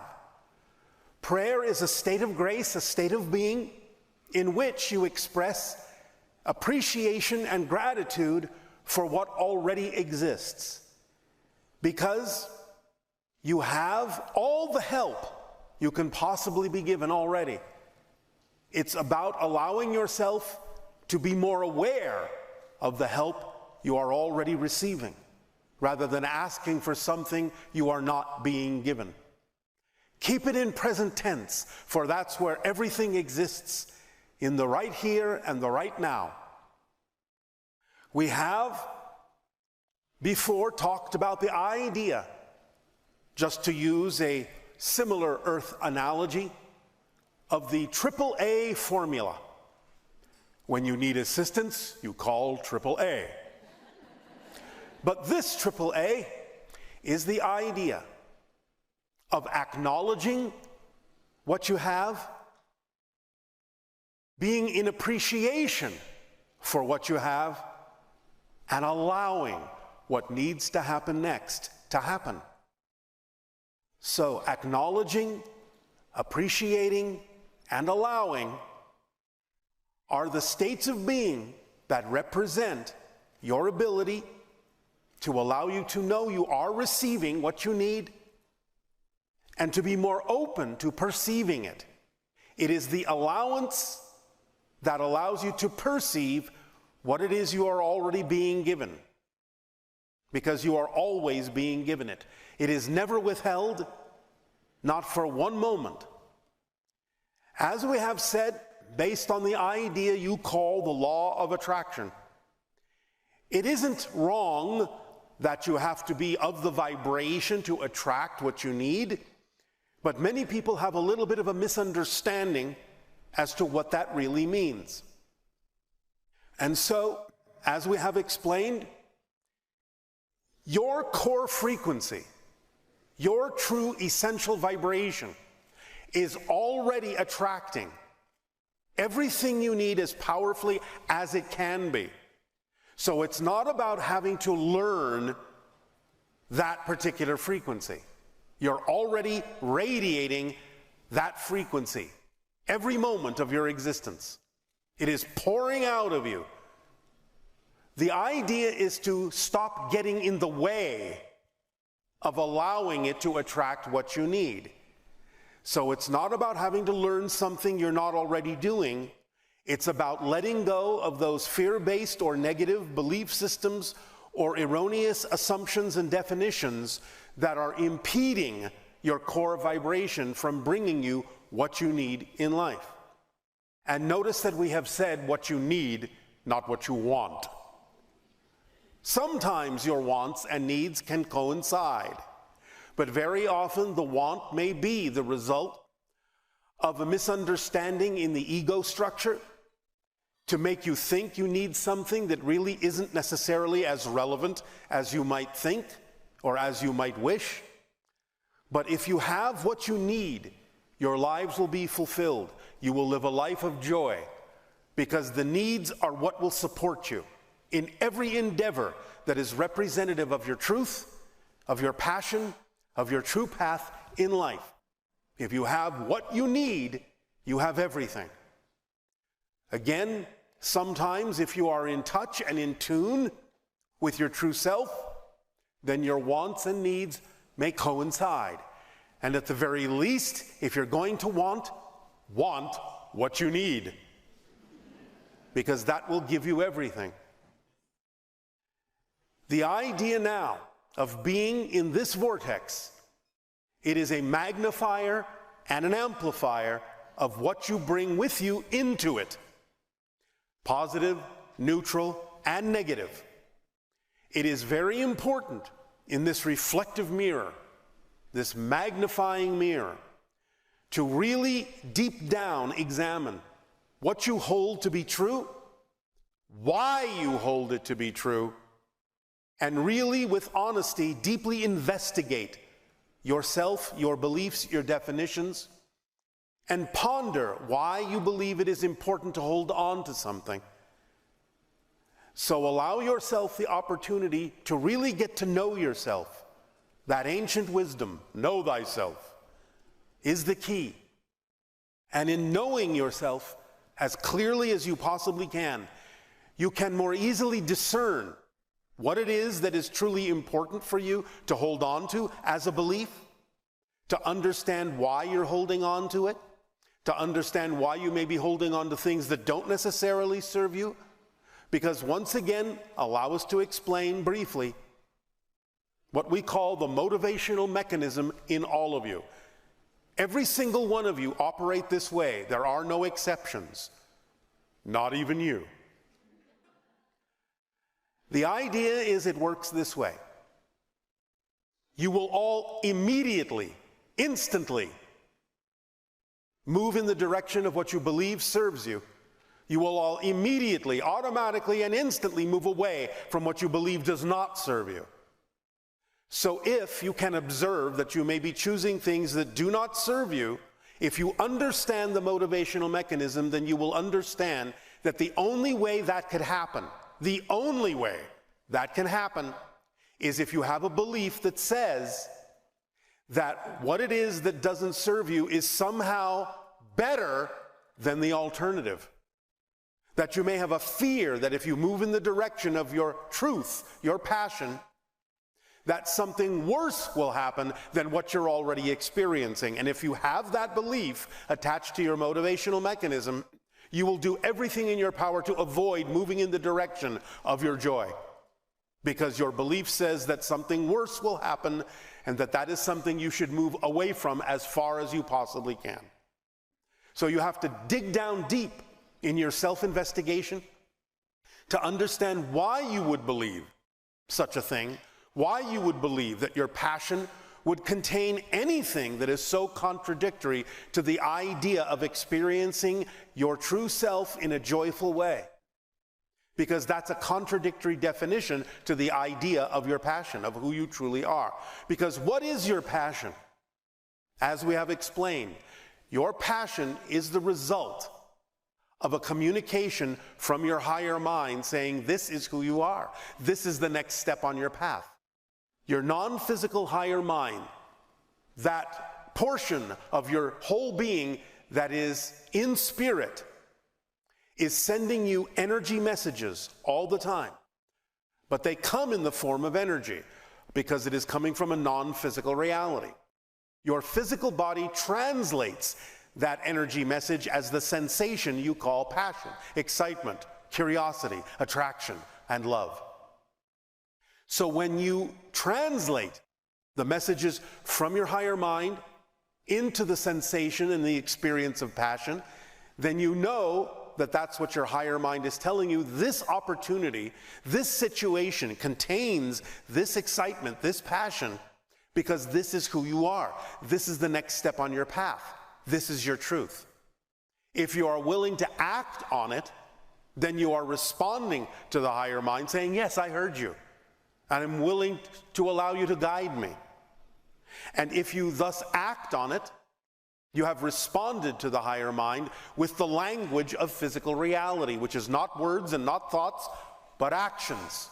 Physical actions are the language of physical reality. It is representative of the commitment to take action on what the higher mind has told you is your next step in life. And once you do that, you set up the dialogue with your higher mind so that it can send you more opportunities to act on your passion. For why should it send you more opportunities if you haven't even acted on what it's already sent you? The idea is then you cause the ball to start rolling, and then it can gain momentum, and then the higher mind can bring you more opportunities and bigger opportunities to act on your passion. And it doesn't matter if it starts small. If you do not immediately know what your passion is, allow yourself to start simply in daily ways. At any given moment, you have a number of options available to you. Very simple daily things. You can take a walk, you can read a book, you can talk to a friend, you can eat a meal. Just pick what has even the tiniest bit more excitement than any other choice and act on that first to the best you can. No insistence, no assumption as to the outcome. See where it leads, stay in a positive state, examine any belief systems that are fear-based and negative that come up surrounding it, and just keep doing that. If you find you cannot tell the difference between two things, flip a coin. Because then it won't matter. Sometimes the coin flip may reveal to you what your true attraction is. Oh, heads I'll do A, and B I'll do tails this way. And if you flip it and it goes tails, you go, oh darn, I wish it was heads. Now you know, move in that direction. But if they're truly equal in excitement, truly equal in your ability to take action on them, then it doesn't matter which one you choose first, because one of the things that is connected to the idea of your passion is the organizing principle of synchronicity. And if that is not the correct path for you at that moment, synchronicity will create situations, circumstances, and opportunities that will turn you right around to the path that is. It's automatic. That's how it functions. It guides you. And I remind you that even though there is such a thing as negative synchronicity, so to speak, where you can compound the idea of fear-based beliefs and have a downward spiral in that direction, there are also two types of positive synchronicity, what we will call green light synchronicity and red light synchronicity, just like your traffic situation. The green light synchronicity says, here's an opportunity, and it says, go, act on it. You can act on it, and you can move forward. Red light synchronicity says this may be representative of your passion, but don't take that action right now. No matter how hard you try, there's nothing you can seem to do about acting on that thing. If it's not you that is preventing yourself from doing that, then it is simply red light synchronicity saying, not yet. You may need to go over here to gather information and experience that will bring you back around to the proper timing when you can act on this, but not right now. So if you've done everything you can to act on something and it just doesn't seem to be moving forward, then trust that as long as you are honest with yourself and you're not the one dampening that excitement, that red light synchronicity is telling you that this is not exactly the step you need to take at this moment. Go with what you can act on. Go with what green light synchronicity says you can act on this, and it will actually lead you where you need to be, so that when you wind up there, these other things that are all interconnected, all representative of your passion and your excitement, can then possibly come to fruition. But I caution you this: never assume that the form that your excitement comes in is the form that must come to fruition, because you don't know why it came to you in that form. It might play out, but sometimes, because of the nature of the belief systems that exist within your physical mind, sometimes synchronicity and excitement have to present themselves to you in a certain way, just because that's the way that will get you to actually take an action. Get you excited enough to move so that you can wind up where you need to be, so that what really needs to happen can actually happen more easily. And that's why you don't have any insistence or assumption about why your excitement comes in the form that it does. So you don't have to assume that it's rigidly fixed, so that surprises can come and lead you exactly where you need to be led. Does that all make sense to you so far? Yes. All right. We tell you these things in advance of the conversation that we are now going to have about the idea of the vortex being an interdimensional access point for you, because when you clarify yourself and when you understand how the formula that we've shared with all of you really works, and you use it very precisely, then the idea of the amplification and magnification of this energy vortex can really work to your advantage and really allow you to experience a great deal of acceleration in the direction of your true path. Now, let's talk a little bit about the idea of how you use already parallel realities to create the experiences in your life. You already have what you consider to be a timeline to your life. You linearly usually think of it going from A to Z. I'm going from the past to the future, through the present. But the present is all there is. The past and the future, in a sense, are just probable illusions, probabilities that haven't yet really solidified until you solidify yourself in the present, until you define yourself clearly in the present, in whatever way, shape, or form you might do that, positively or negatively, or even neutrally. I remind you of this so that you understand that while you may think linearly that the future is not fixed, neither is the past. Listen carefully. What you define yourself to be in the here and now, which is all there is, in the present, right now, not only changes the probabilities of the future, but changes your past as well. Why? It works this way. Because you're experiencing the idea of physical reality, because you're experiencing the idea of cause and effect, you're separating them out. Oh, this causes this effect to happen. This must happen first so that this can happen.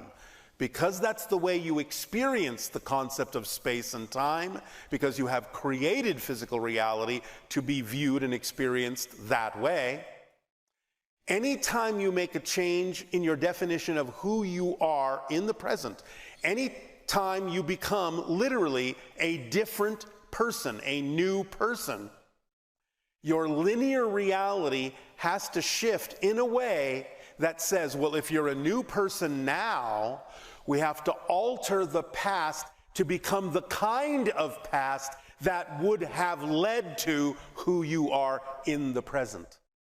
We have to change the cause so that the effect makes sense.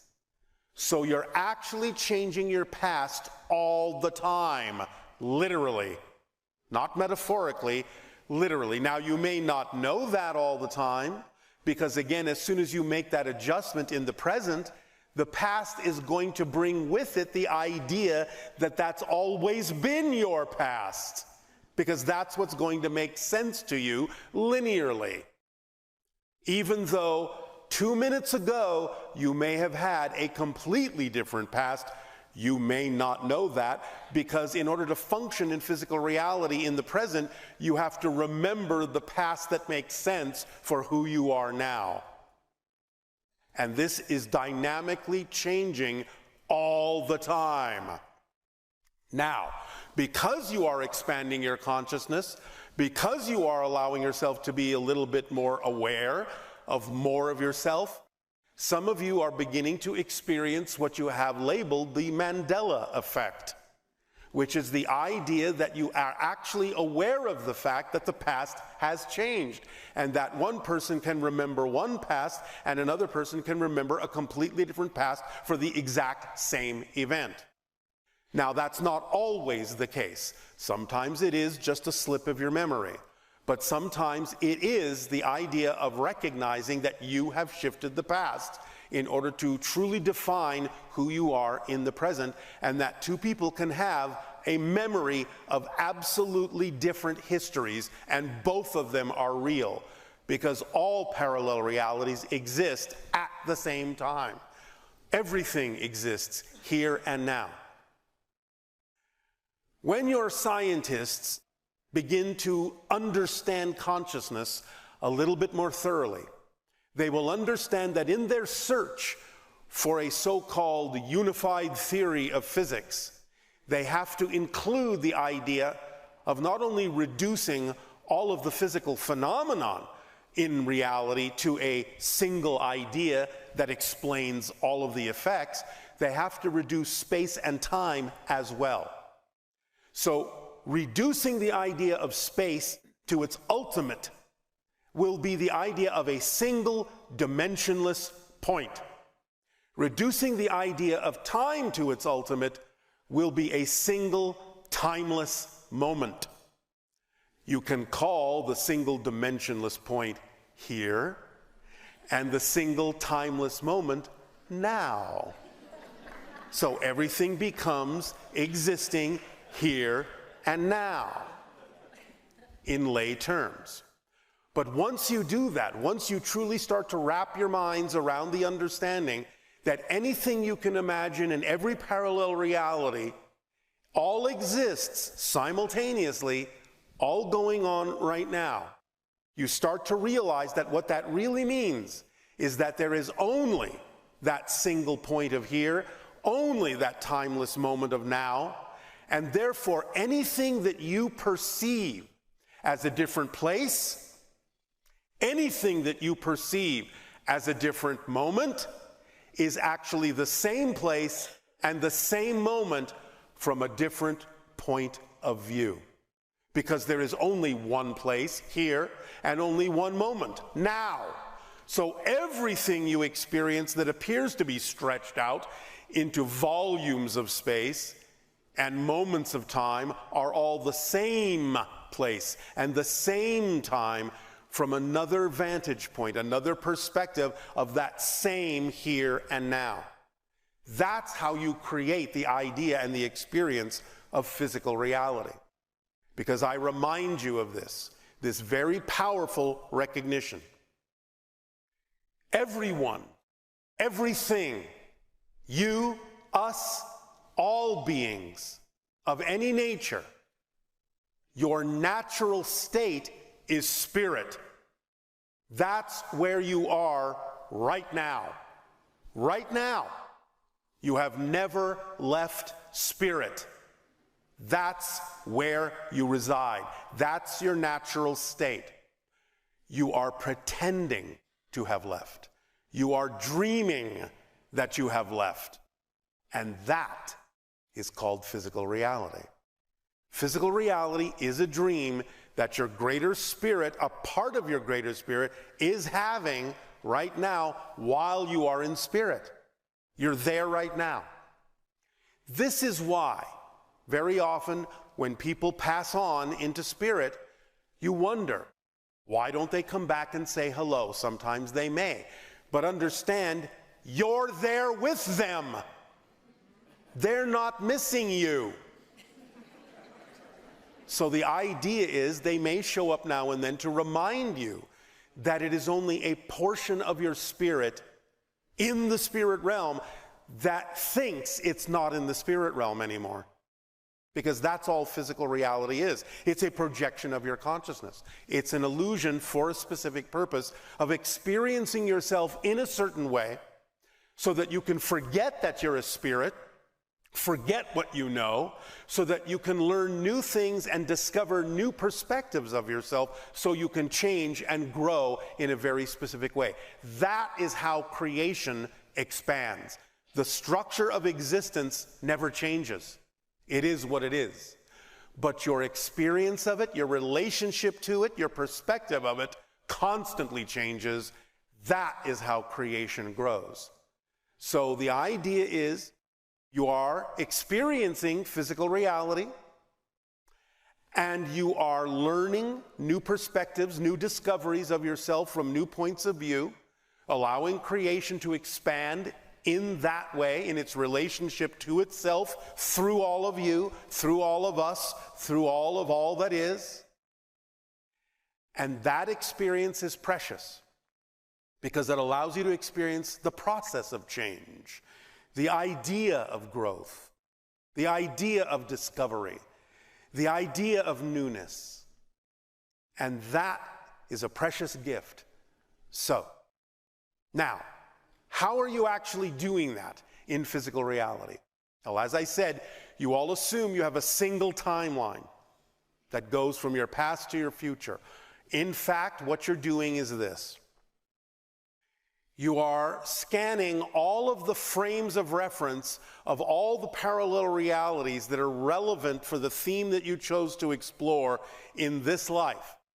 And you are drawing down and plugging in and unplugging from and connecting to and disconnecting from all the frames and parallel realities that are relevant for this theme. You are constructing, literally, moment to moment, billions of times per second, constructing what appears to be a single timeline made up of frames, one after the other in a certain order, from thousands of parallel reality connections. You are doing this all the time automatically. When you have an inspiration, oh, I just thought of this. It may be coming from a parallel reality person that you're plugging into that is having that experience. And therefore you can get the inspiration because their experience in that particular reality is relevant for the theme you chose to explore in this reality, in this timeline. You're constantly merging with timelines to build the timeline that is relevant to your theme, as they are doing with you, drawing upon your experiences, your information to construct their timelines. All of this going on at the same time. That's how powerful you are. You are a multidimensional being. This idea of your physical self is but a fraction of a fragment of what you actually are, of what your greater self actually is. Your soul is multidimensional. The idea that you have created this experience you call physical reality is magical. Some civilizations that are non-physical, some collectives, interdimensional, non-physical beings, sometimes actually have a challenge even imagining how such a thing is possible that you do on a daily basis. They can't imagine limiting themselves in that way. This is why we often refer to you as the masters of limitation. Now, but here's the thing. In your process, you are going from being the masters of limitation to being the masters of limitation, so that you can master how you use the limitations you impose upon your consciousness in ways that will allow you to experience your growth in a fantastically magical way, so that you really start remembering that you're creating this physical reality experience by your collective and individual agreements, by the contracts you have with each other, to serve each other, to reflect to each other what it is you each need to know to become more aware of who you are through this process, to discover a new perspective of yourself and add that experience to your soul, to your greater being, to all that is, to source itself. Because you are all and we are all and everything is reflections and aspects of all that is, experiencing itself in all the ways that it can, in all the ways that it is. Nothing is by accident, it's all an orchestration. Synchronicity permeates everything you experience, whether you know it or not. This is all an orchestration. When you are walking down a street, all the people that you see walking down the street around you are not there by accident. It may be differing in degree of relevance as to what their presence means to you or what your presence means to them, but it's not an accident. You are there because you're serving to support the greater whole picture, to allow someone else or yourself to glean something from the experience of being there at that exact place, at that exact moment in time.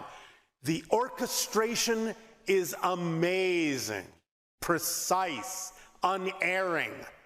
When you are stuck in one of your so-called traffic jams, It's not by accident that you're there. So take the time to look around. The people that are next to you in their automobiles are not there by accident. Again, it may not necessarily be that relevant for you at that moment, or maybe you are learning some lessons. Here's one example. Again, by being in that traffic jam and not moving forward very quickly, how do you know that 5 miles down the road, if you had been going at full speed, you wouldn't have gotten into an accident that killed you? You don't know. But what you do know is that there's a reason this is happening. And again, it may not necessarily have that much to do with you, but it has to do with you in your willingness to support someone in that grouping who does need to learn something from that experience. That's the willingness to serve that you all have on a higher level. Bring that willingness to serve down to earth, and you will be served as well. As you serve, you are served. It's just like what we have said by analogy. Each and every one of you is like a little puzzle piece. And when you all fit together, you create the big puzzle picture that supports all of the pieces within it as the pieces support the whole. If you are willing to be the puzzle piece the way you were intended to be shaped, the natural shape you are, and not trying to be a different shape that you are not, you will fit with all the other shapes willing to be themselves, and you will create a harmonious whole. Remember, unity and harmony are not the product of being homogeneous. Unity and harmony are the product of validating the differences that each of you beautifully are, so that all the differences fit together and create the whole picture. Diversity is the key. So the idea in being diverse as beings, in drawing from the diversity of multiple parallel dimensions of experience and reality to create your path in this life, is what's going on all the time. You are the product of infinite diversity every single moment. Billions of times per second are you redefining yourself. Literally billions of times per second are you going back to zero. Whatever the definition is in the next moment is what your reality is, changing the future and the past. Every single moment, billions of times per second. You are that free to go to zero and redefine yourself every moment.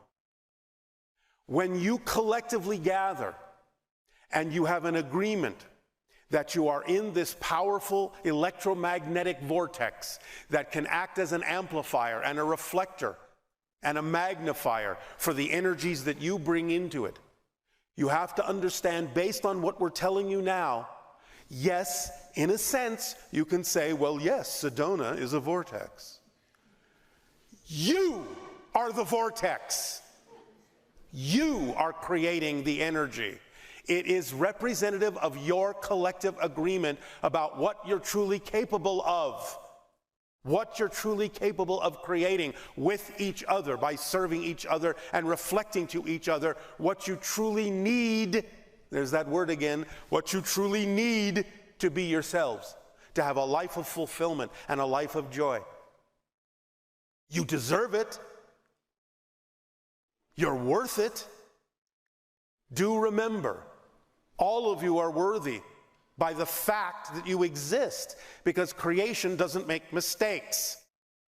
And if you exist, that means you're worthy of existence. It means creation needs you to exist for it to be all that it is.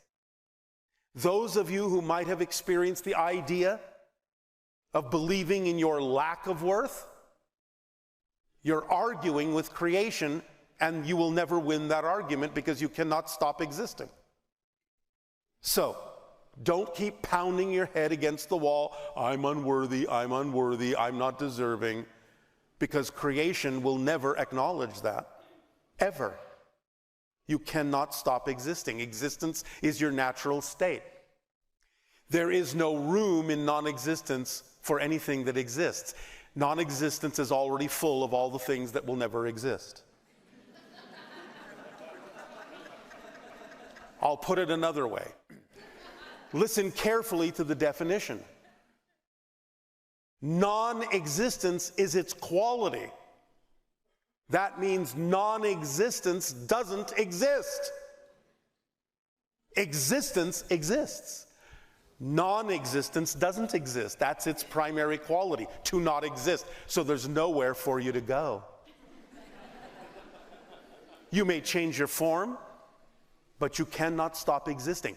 That is your natural quality. It's the quality of existence itself. And what you call, what you experience as unconditional love is just your way of recognizing the actual frequency of existence. That's its core frequency, what you call unconditional love and support.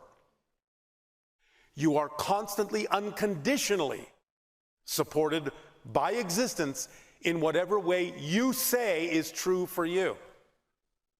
Fear-based, you're supported in it. Joy-based, you're supported in it. Because the support is what? Unconditional. Look that up in your dictionaries. It means no condition, none, zero. What you say goes. It's in your control. It's in your hands. Your greatest power is the freedom to choose. So choose who it is you prefer to be. Act in the way you prefer to act. Be the living example for others, to give them the option, the choice, the opportunity to see that there may be a more joyful way to live. It doesn't mean they have to buy into it. It doesn't mean they have to match your frequency. But at least give them the choice. Maybe someday they will remember the living example you provided and go, oh, I get it now. I can apply that in my life. Not that they have to. Again, remember, whatever you share when it's appropriate to share, whatever someone else does with that is none of your business.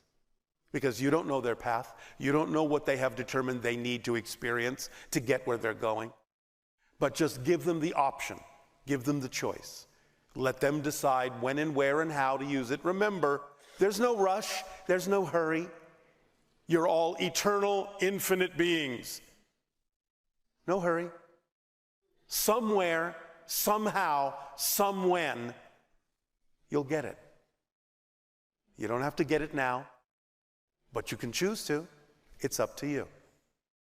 I guarantee you that when you do, your lives will be a lot smoother, a lot more joyful, a lot more creative, a lot more loving, and a lot more serving of all that is, that allows all that is to reflect that service back to you.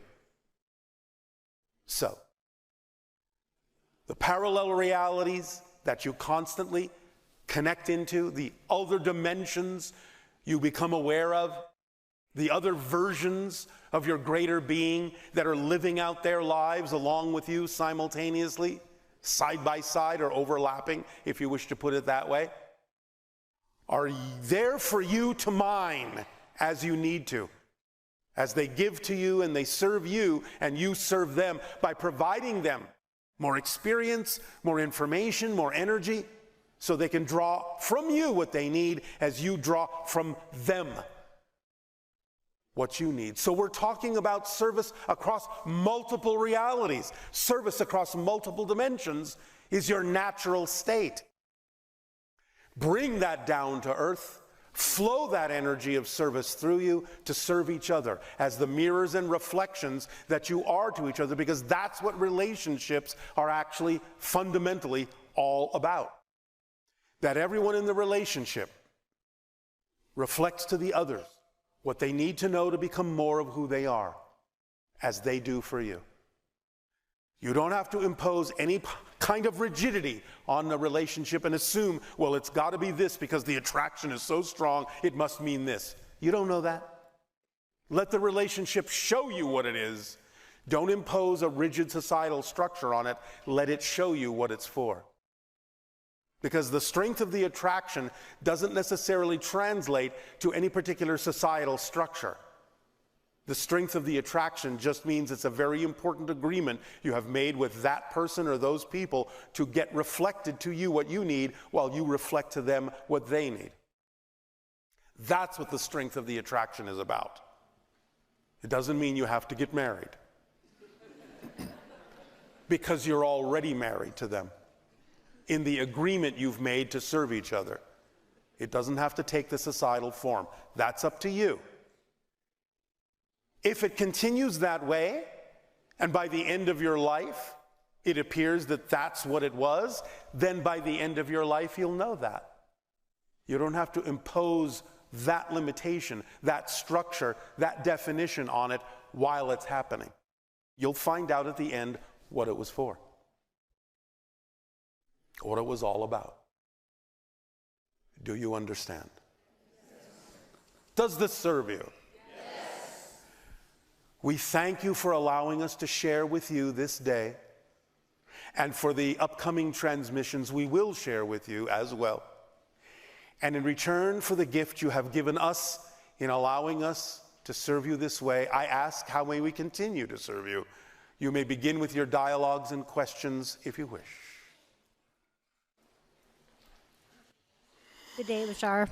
Good day, good day. This me is working on specific life themes, and I understand my life themes that I've chosen for this me. When I sleep, my spirit is having experiences. Yes. What specific job am I doing when I sleep? Do we have like themes when we sleep or jobs when we sleep? You can.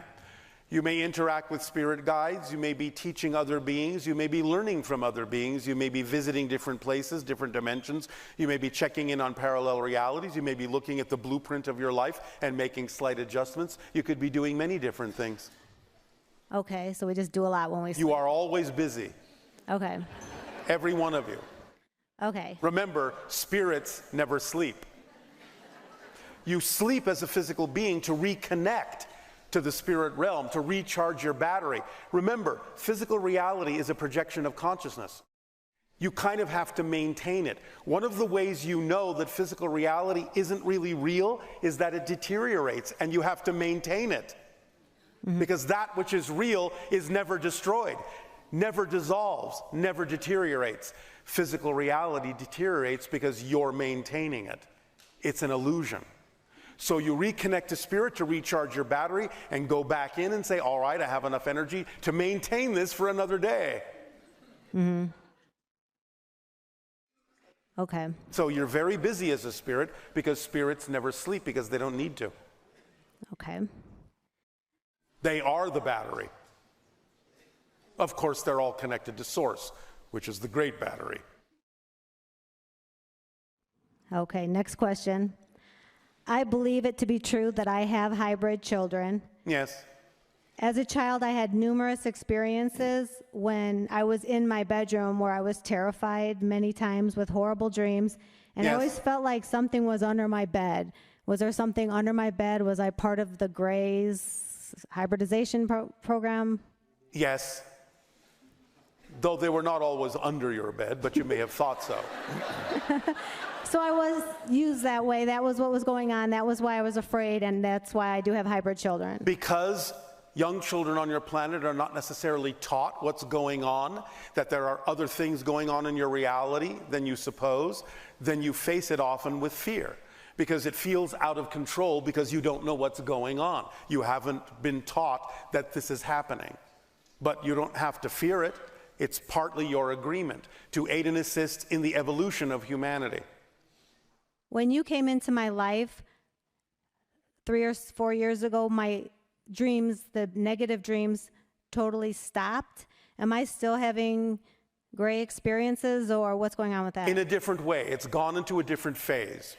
The idea now is there's not that much of the idea of the extraction of DNA to create the hybrid children. It's more now the idea of helping them acclimate to eventually coming to live with you on Earth. So there are teaching moments now, interactions where you're helping them understand Earth society and helping them to understand how to acclimate in the future when they will come to live among you in different sanctuaries at first and then eventually blend among you in the years to come.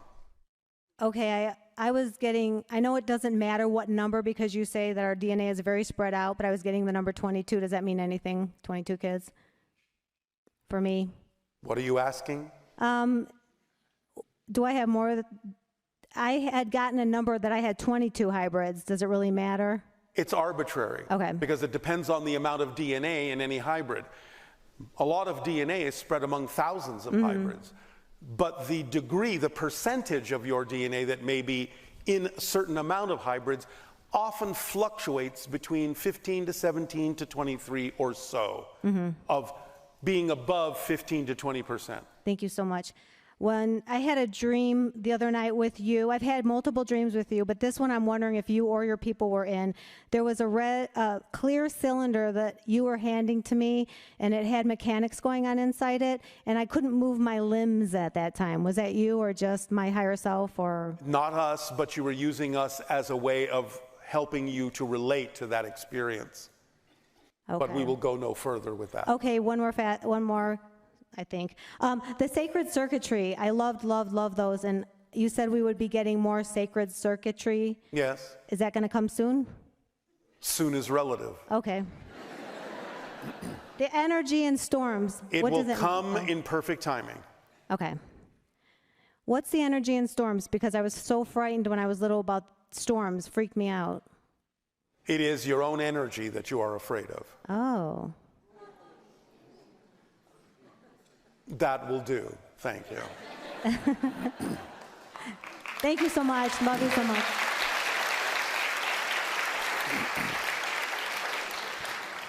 Remember when I said that's how powerful you are. Namaste, Bashar. And to you, good day. I was curious about open contact when that happens. What kind of new jobs will be created and which ones will become obsolete? New jobs. New jobs.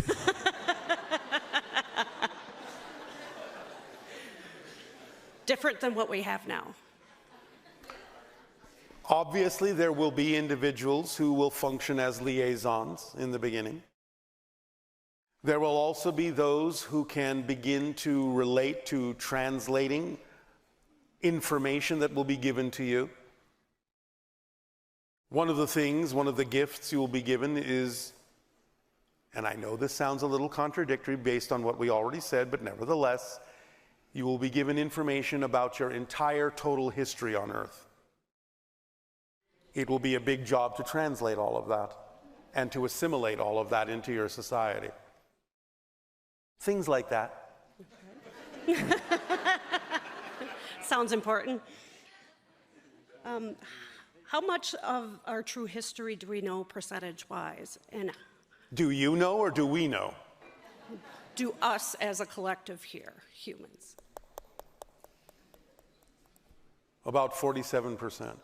Awesome. And then I've been compiling a bunch of information by watching your previous videos about stuff you won't talk about or haven't been able to.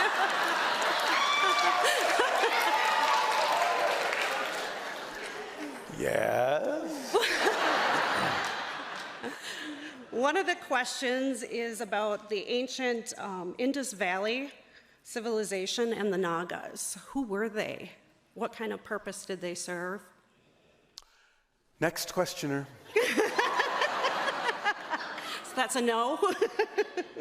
Doesn't it sound like one? Yes. Some things at this particular moment are simply not our job. Right. And then you say you're always scanning. When you scan me, what do you see? We see energy patterns.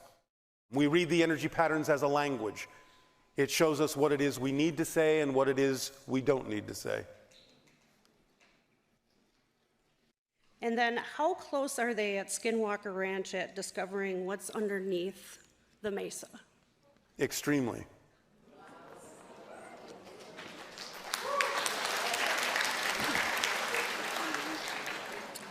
And then my last question is, the lion energy connects to something, but you wouldn't go into it in a previous video? Are you saying? Like the Lyrans and the lion energy that way, like the lion gateway? Are you saying lion? Lion, yes.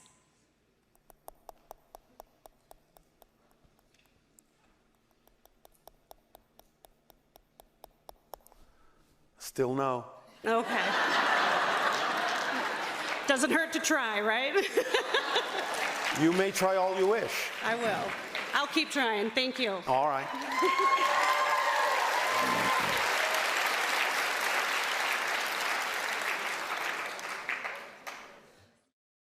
Hi, Bashar. And to you, good day. Good to talk with you again. I had a long list of questions on my phone. All right, let's shorten it. After your monologue, I threw them out. I wanted to have a follow-up question on your monologue. Yes. In regards to past lives. Yes. I understand that past lives are actually more like concurrent lives. They are. Everything exists now. So you plug into them energetically to download information and experience from those people. You perceive it as a memory of the past because you are looking at it from a linear perspective. Okay, so my question would be, we can affect our previous lives in this life? Yes. But again, they're not your lives. They're other people. That's what we're saying. Everyone exists at the same time. They're not your lives, unless you're talking about yourself from the highest level of an oversoul who may have multiple extensions in multiple time frames. The oversoul can say those are my lives, but you can't. So like shared souls? It's like this. You see the hand? Yes. The whole hand is the oversoul. The different fingers are life extensions. This finger can say it's from the same oversoul as this finger, but this finger has never been nor ever will be this finger. They are two separate fingers existing at the same time, going back to the same oversoul. So the oversoul can say, the hand can say, both of those fingers are my fingers. But one finger cannot say it ever was another finger. Does that help? Yes. All yes, right. I understand. Since I'm here, can I ask you about the ant people? You can ask. Okay. So I just read a recent book, and they said there were ant people living in the earth that were helpful to the indigenous yes, but they're not living in the earth physically. They're in another dimension. Many people on your planet mistake that sometimes when they walk through a portal that happens to be in an underground cave or something, they think they're actually experiencing something that is physically in the earth, when in fact they've crossed into another reality altogether. Tic Tacs, man-made or extraterrestrial? Are what? The Tic Tacs? Yes. They are hybrid ships. Okay. The Yael, primarily. Do you understand the reference? Yes. Yes, I do. All right. Can you say anything about life inside of Venus? Again, it's in another dimension, not in your physical reality. Okay. Thank you very much. You are very welcome.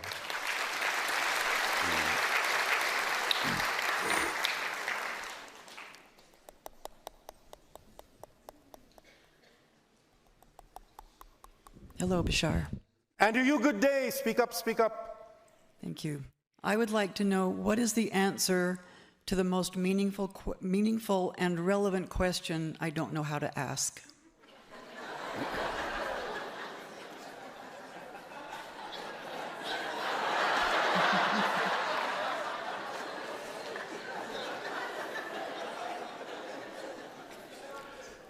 Do you think there is something missing from you? No, but I just don't know what I don't know. Neither do we. We don't know what we don't know. But we do know that when we need to know it, nothing will stop us from knowing it. Because everything happens in perfect timing. So all you need to do is follow the formula, and anything you need to know that you don't know now will come to you in perfect timing. Because that's what synchronicity does. It's the organizing principle. Is that a good enough answer? Not quite what I was looking for. And what do you think you're looking for? Well, I don't know. And again, what do you think is missing from the information you have? Do you understand the formula? Yes. Are you sure? No. Then we would suggest that the most important thing right now is to more precisely understand what we're saying, because what we're giving you is literally an instruction manual for how you create your physical reality. It's literally a description of the structure of existence. And when you use it precisely, when you understand it fully, then you will know that you know what you need to know right now and don't need to know anything you don't need to know right now. And that if you do need to know it, you will, in perfect timing. Okay, thank you. You're welcome. A few years ago in Baja, Mexico. Speak up, speak up. A few years ago in Baja, Mexico, I saw like a 36-foot firebird that is said to be between 15 and 30,000 years old. Well, time is not really relevant for the idea of those kinds of interdimensional beings. It's sort of connected to the same kind of interdimensional beings that American Indians call kachinas. They live in between dimensions. And so, in a sense, relative to your time frame, it may seem to be very ancient. Relative to itself, it's not necessarily experiencing space and time in the same way. What is it you wish to understand about the representation of the Firebird? How did it get there? How did it come into your reality? It shifted its frequency. Okay. Remember, all realities are here. They're only separated by a difference in frequency of vibration of energy. So when certain beings that are proficient at it can shift their frequency, they can make themselves appear to your senses, or your senses have stretched enough to be able to perceive things that are slightly out of phase with your typical physical reality. Okay, I'm sorry, this was cut in stone? Yes? Does that make a difference? No. Okay. Because the representation is the representation. How did it make you feel? There was powerful energy there. I was feeling the energy. And what do you wish to do with that state of being? That's a good question. Well, thank you. I sometimes ask them. Do you have a good answer? No. I don't have a good answer to that yet. Do you have any idea what your passions in life are? Yes. Why the hesitation? Because it's kind of shifting right now with the new information I've been given. All right. Can you give us a specific example of something that represents a new passion for you? I've been told by others that I've been doing some earth work that is not quite known to me, but just by my energy and following specific guidance, I've been doing earth work. What does earth work mean to you? Well, that's what I didn't know, and I just learned that somehow it's connected to working with ley lines, connecting sacred sites. All right, and how do you want to apply that in your physical reality in service to others? I'm still working on that. Oh, for how long? Well, I don't know. As long as it takes. As long as it takes. Does it have to take long? No. Could it happen tomorrow? I suppose it could. Is that within the threshold of your believability? Yes. Are you sure? No. Thank you for your honesty. So, it's up to you to decide how long you will work on it before you feel ready to apply this in service to others, yes? Well, it feels like I'm already doing that. How? On an unconscious level. Oh, no, no, no. Remember what I said? Action is the language of physical reality. Keeping things on an unconscious level isn't enough. You have to express it in order for it to be meaningful in service to others. So how can you express it in service to others? Physically. I have been moved around quite a bit following my guidance and feeling like a tuning fork, offering a specific frequency to different areas of the planet. And how do you do that? By being there. Do you gather people around you to absorb that frequency? It's with the earth itself. Again, that's one way to provide a frequency in general, but how can you do it more specifically for actual interactions with other people?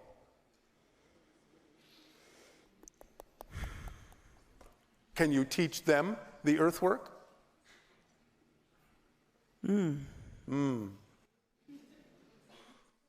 If I knew what I was doing, I could do that. You have just said you go to certain places and do this. Do you not know what you're doing when you do that? No, I don't. Then how can you do it? By being. That's what I'm hearing, just by being. So you know what you're doing when you're being. Yes? You know how to just do it by being, yes? Yes. So you know what you're doing. Okay, yeah. Can you teach that to other people? Yes. When will you start that? Well, now seems like a good time.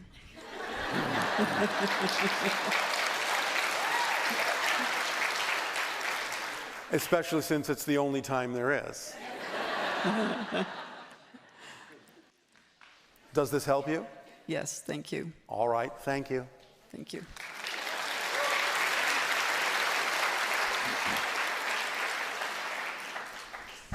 You humans are so evasive.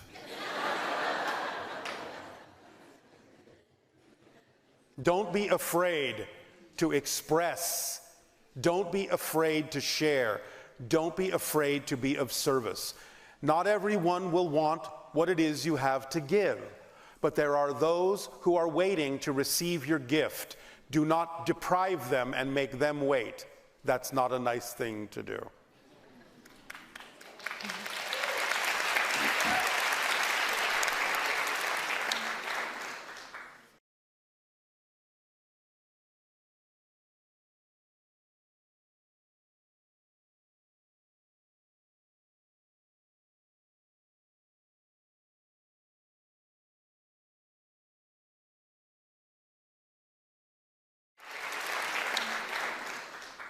Hello, Bashar. Andrew, you good day? Good day. I'm very nervous. Oh. Can you tell me a joke? The human species. Fair enough. That's quite a big joke. Okay. Right. My question is, I lost my mother this year. You lost her? How Well, clumsy of you. She's transitioned to the other side, so I can't see Well, her. you haven't lost her. You know where she is. Yeah, I just can't see her. It's very important that we actually discuss the difference in the way you express that. Okay. Because that's the reason why so many of you experience grief when you could be experiencing connection. You think of people transitioning back into spirit as a loss.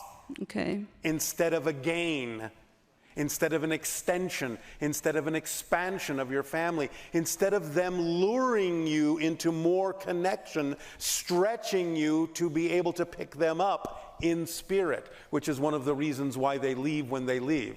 Mm-hmm. To get you to start focusing yourself on your own spirituality, the fact that you are there with them, mm-hmm.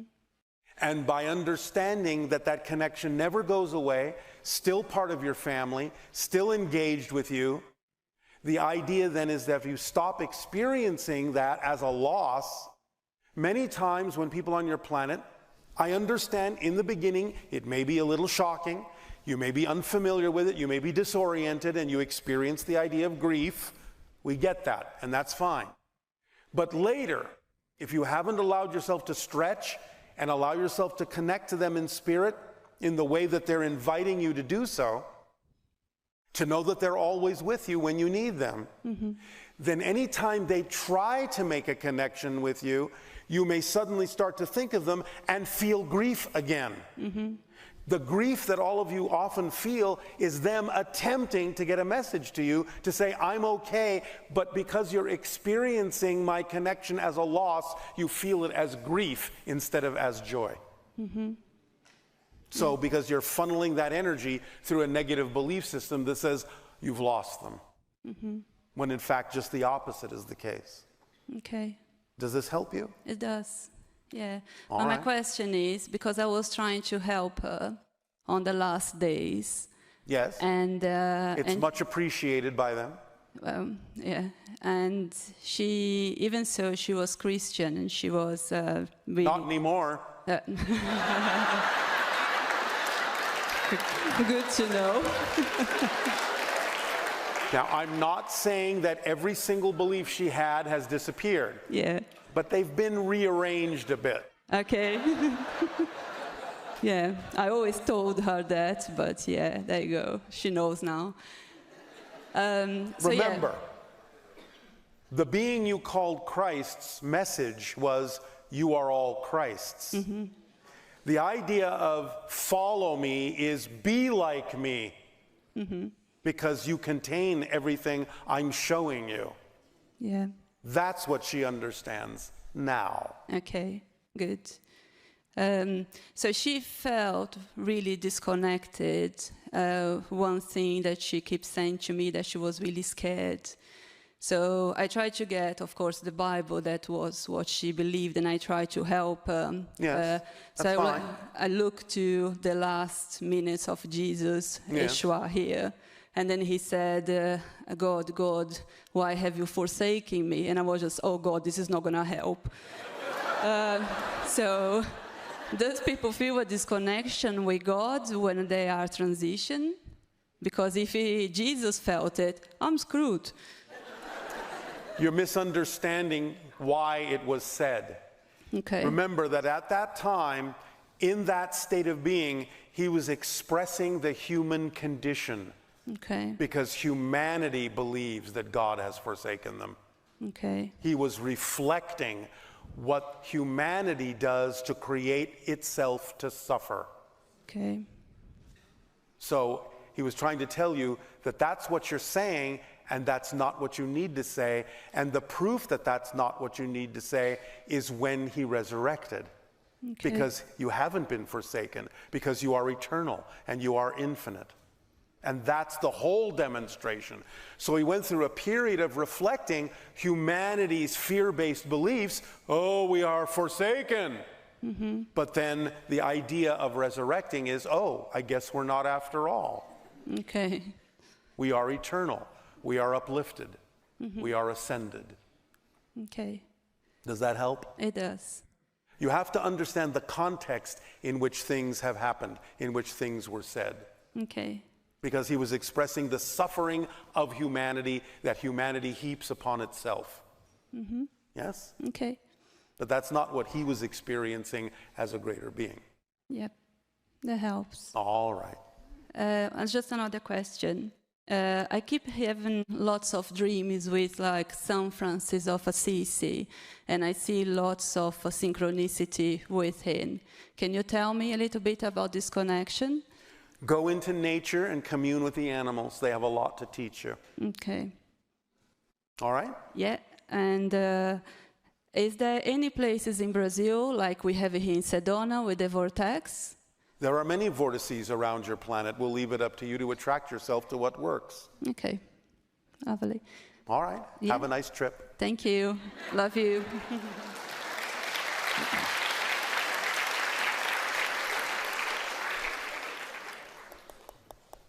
But we would suggest something near the Orinoco. Hi, Bashar. And you, good day. I'm very excited to be here. As are we. Thank you for this co-creation. Speak up. Thank you for this co-creation. When I went to enter my name in for the raffle, the moment I hit submit, I knew I would be selected. Was All right. that How psychic of you.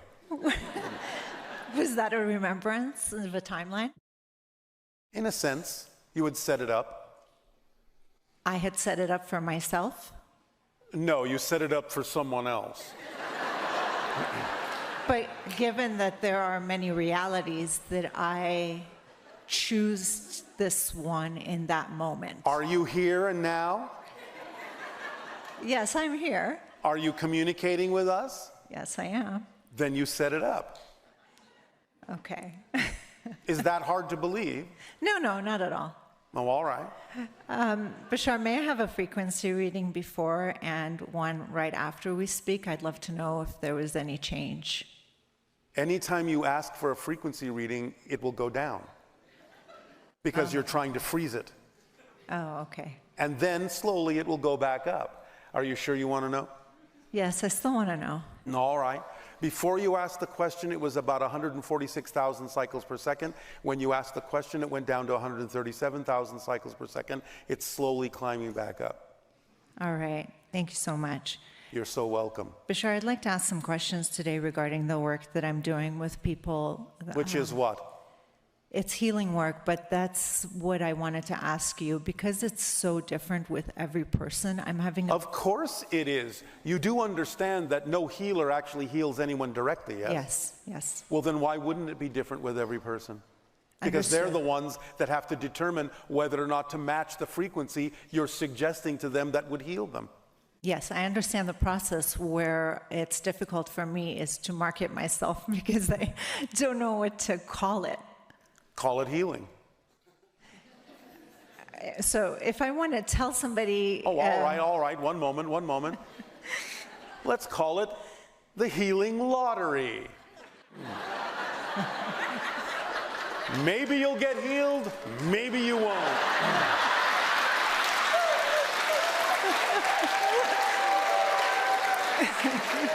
Let's see what you set up for yourself in coming into my vibration. I will give you the vibration as best as I can. What you do with it is completely up to you. I give it over to your free will. That's how much I am serving you unconditionally. You get to decide what to do with my healing energy. What could be fairer than that? That's very good marketing. Thank you.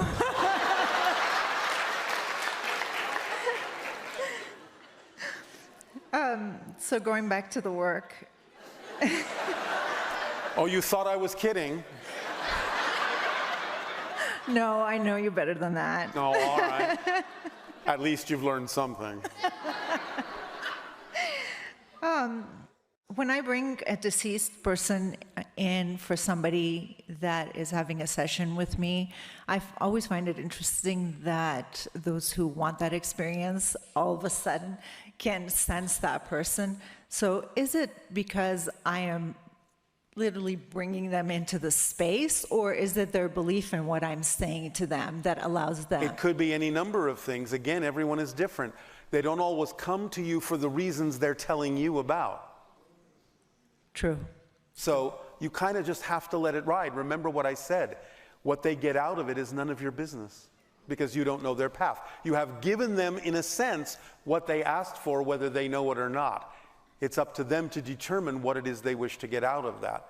Some people may come to you saying, yes, I want this, but they may actually have beliefs that make them afraid to actually get it. Or they may be having definitions that confuse them about certain things. Sometimes when people function that way, they may understand what you said at a later time, when it clicks and it makes sense. Yes, that's happened. You have to let it be what it is, otherwise you're not really being of service to them. Right, which is why you never know what you're going to get in a session with me. Exactly, and isn't that more exciting? It is for me. They just don't know what they're coming in for. All right, well, you don't want the healing to be boring. No, it's definitely not. And so when welcome to the unexpected. So when I'm moving energy through their body, is that a... Do you mean through yours? Through your body? Through my body to them. To them, but they have to move their own energy by matching your frequency, yes? Right, and let's say they do. All right, let's say they do. Okay, am I actually losing energy?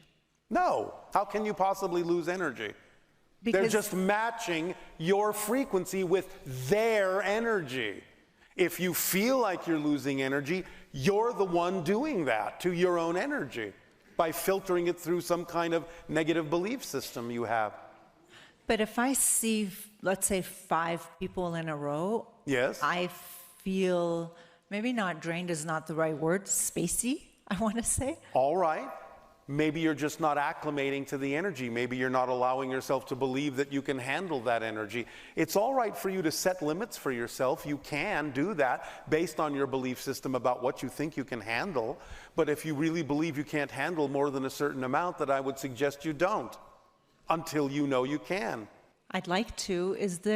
I've heard some people say that there's a grid you can connect to recharge. Is that accurate? Go to sleep.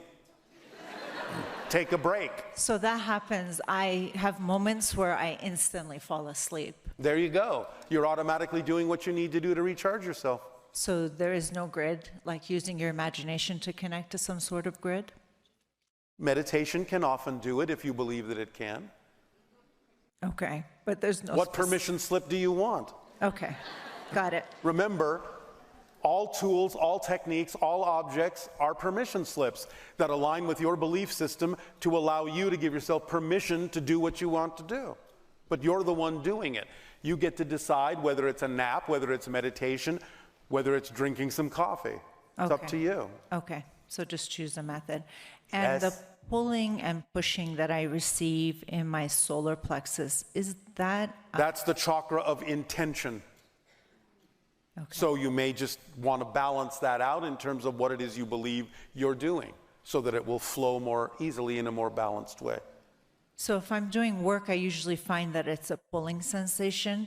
All right, well that may simply be an indication of the flow of energy. Flow of energy. If I'm meditating or channeling or speaking to guides, it's a pushing. flow of energy coming into you. Okay, all right, thank you. And but you knew that already. Somewhat, yes. Thank you for the confirmation. All right. Appreciate it. The practice of Ho'oponopono. Are we? I beg your pardon, I beg your pardon, I beg your pardon. Remember, if it's not in the channel's vocabulary, it doesn't translate to us because we're not speaking English. You said it right. I beg your pardon. It is a forgiveness practice. And so you're supposed to say, I'm sorry, please forgive me. I love you, thank you. Do you understand what forgiveness actually is? Please elaborate. The original meaning of forgiveness is to be willing to let go of revenge, to be willing to let go of needing to punish. It's detaching from anchoring yourself to a negative vibration. So that was my question. Do you even need to do this? To forgive? Well, this practice, because if you have, let's say, karma with somebody from another life. What is karma? What's the original meaning of the word karma? Karma, from what I understand, is a rebalancing act, essentially. The original meaning of karma in your language is action. Taking action to rebalance yourself, which erases the karma.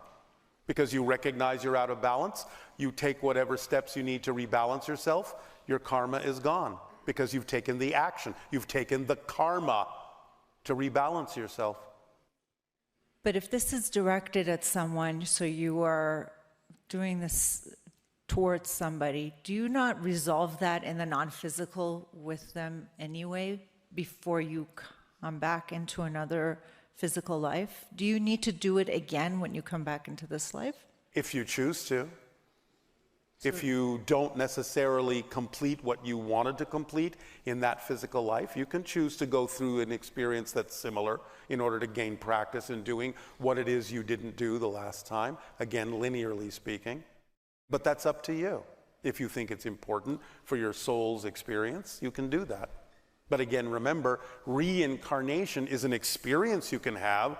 Right. But all lives are going on simultaneously. So it's a matter of you simply focusing into, oh, well, I would have liked to have done this. I think I would like to still do this. So I'm going to focus on this now that simultaneously exists with that. And therefore you'll have that experience that you call reincarnation. But it's just an experience. It's not mechanically what's happening. Okay. You're just shifting your focus from one experience to another that allows you to accomplish what you said you wanted to accomplish. This is why in certain experiences that you call near-death experiences, people are often by guides sent back. It's not your time. What they mean is you haven't done what you agreed to do in your own agreement. Right. So we're helping you complete that. Now, you can sometimes stay in the spirit world and you can accomplish this in another way, but sometimes the spirit guides, all they're doing is helping you actually keep your agreement to yourself so that you can accomplish what you said you wanted to accomplish. Thank you. You're One last welcome. question. It was around February when I channeled an entity who I believe is a star being, very tall, female energy, translucent blue is how I would describe it. And when the connection happens, I get a smile on my face and I can always see us touching. Did I understand the name right? The way I heard it was Naina. Naina. Yes. Naina. Who is this?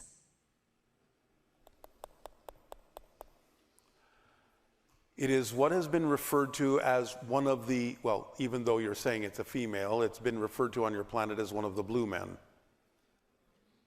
This is an interdimensional species that often connects to humans to aid them and assist them in their ability to grow, in their ability to stretch, in their ability to open up to new energies, and often will rescue people in dire circumstances and take them away from Earth.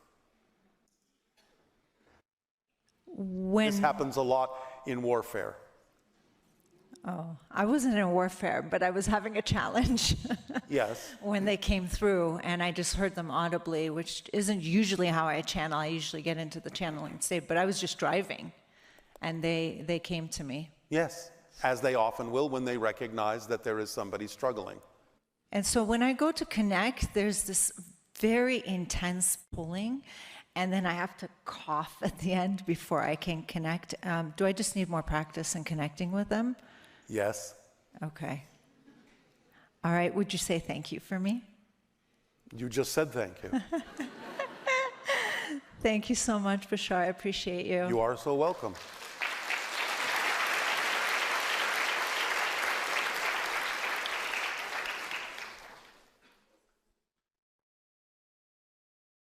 Hi, Bashar. Good day, good day. I will ask her questions to Bashar instead. Two questions? What? Ask? Yeah, ask you about her questions instead. Yes? Yeah. Where is Santa Claus? In your heart.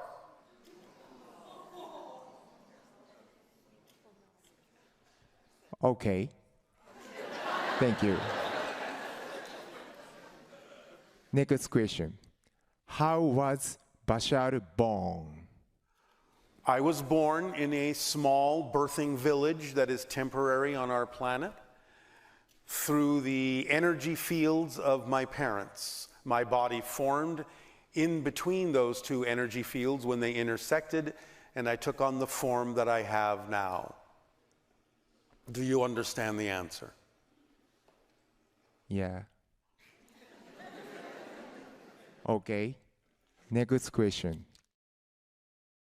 2 days ago, a friend of mine took a photo of the moon in Los Angeles, and there was a triangle UFO. Is that you?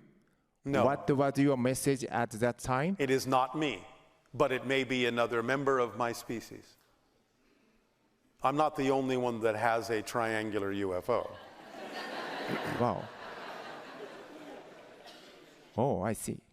My ship is still exactly above us now in Sedona. Mm-hmm. Bell Rock? Bell Rock? Is that Bell Rock? Bell Rock, above Bell Rock. How far? Yeah. At this particular moment, 1,000 feet. Oh. applause. 900 feet. Wow. Great. 800 feet.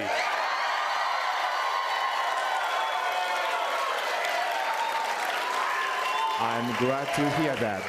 Oh, back to 900. You just scared me.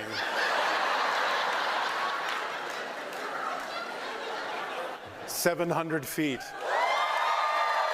Oh. Where it will remain for a while. Wow. After that, I will meet you. Maybe someday. But you are, in a sense, meeting us right now. Oh. Thank you. Thank you.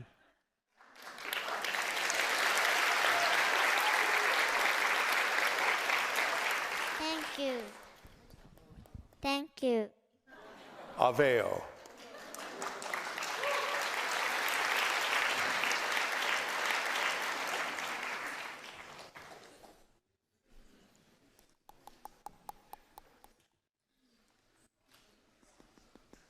Bashar. Good day. I almost didn't come. But Neither did I. I gotta say that. I said I would only come if I speak one master to the next. And here we are. All right.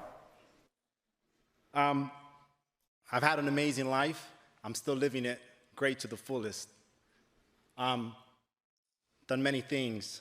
And I want to ask your input on the excitement.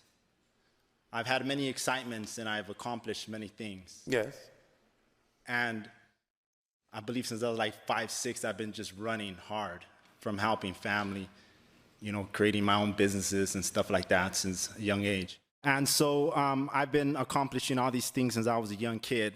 Yes. And I've reached a point where probably like 5 years ago, I had the spiritual awakening, and I've really dove deep into all this knowledge. And now that I have a lot more understanding, I have contact with you now. And nothing really excites me the way it used to. That's all right. You can change your excitement. Okay.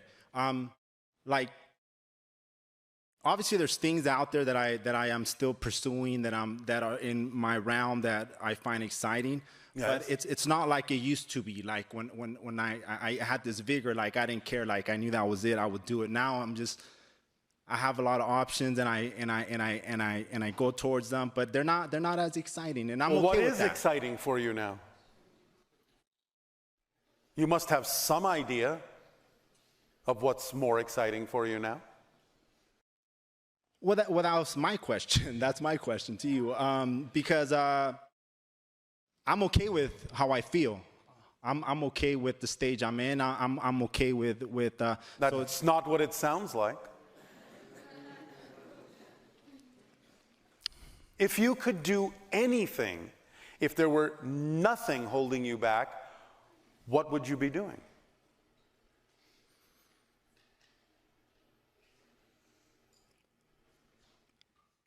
I mean, wildly, I would make some music, some entertainment. But what prevents you from doing that? Would that be exciting? Yeah, it'll be exciting. It'll be exciting. It's just that, like, that's such a, like, I guess the belief is not there because it's something that I've never really explored. As a kid, I did a little bit. So what? What has that got to do with anything that you could do now if you're really excited about it? Why wouldn't you explore it now? If you say that's representative of a higher level of excitement, why wouldn't you explore it? What's holding you back? What assumptions, what definitions, what beliefs are holding you back? I guess my mind has been developed as far as like beliefs in like business, you know, not in that creative realm. It's always just been like transactional. Business is creative. Yes, it is. It is. It is. But it's a different category. But all We in all, understand. it is. But are you excited about doing music? Yes. I haven't taken the plunge to do it due to the fact that I'm like, I have a few excitements, but nothing seems that exciting. But if anything did, like, that would probably be an option. Like, okay, that would be more exciting. That would be more. Well, that's a nice way to beat around the bush. If anything did, I guess that would. Yeah, why not? Then that's another way of saying that excites you. What's holding you back? Well, obviously, it's you. I mean, everything is you. Everything is, I'm holding myself back, obviously. But how? What's preventing you from actually taking action in that direction of making music? What assumptions are you making that makes you stop before you start? That I'm so trained in like, you know, I've done accounting and stuff like that and real estate and stuff like that. Can you not be trained in music? Yeah, I can. Obviously, I can. Yeah. It's just, I'm telling you, it's just that I'm so freaking ingrained in a certain direction that it's hard for me to break away. That's a belief. And exactly. So why do you buy into that it's hard to break away from that? Is it because you're afraid to move forward in that because you think you'll fail? That's always a possibility, but No. Yes, it may always be a possibility, but what you believe is that it's a probability. Yeah, since it's an unfamiliar territory, yes, and it's way out of... All right, it's unfamiliar territory, but you know, the only thing you ever discover in the unknown is more of yourself. And I like that you're saying that because I've always been that individual who just takes direction, who cares. Well, if you've always been that individual, then continue to be that individual. Just because you are changing the modality doesn't mean you can't keep going. Yeah, you're right. I like that. If it makes it any easier to your brain, you can say you're now going into the music business.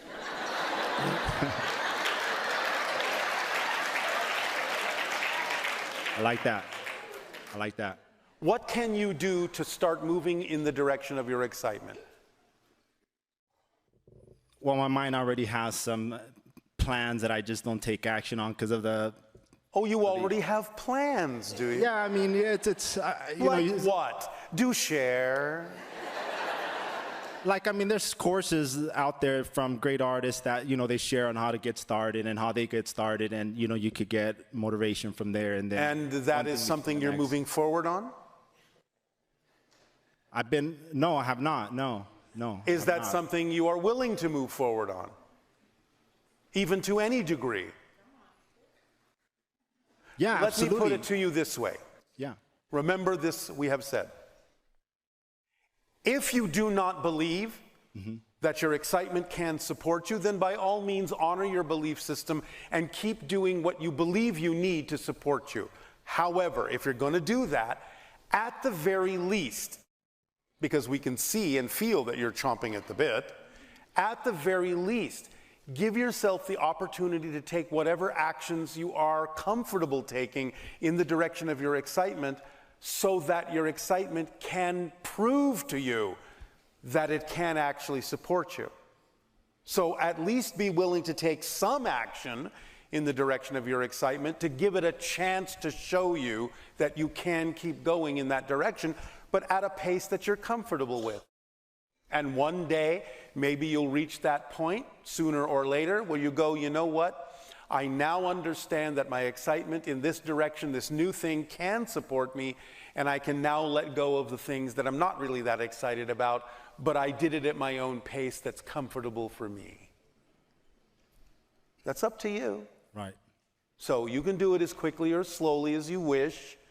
Just understand that when you decide to move in that direction, it will be supportive in the same way anything has been supportive. Because the universe doesn't make a differentiation between those things. Only you do.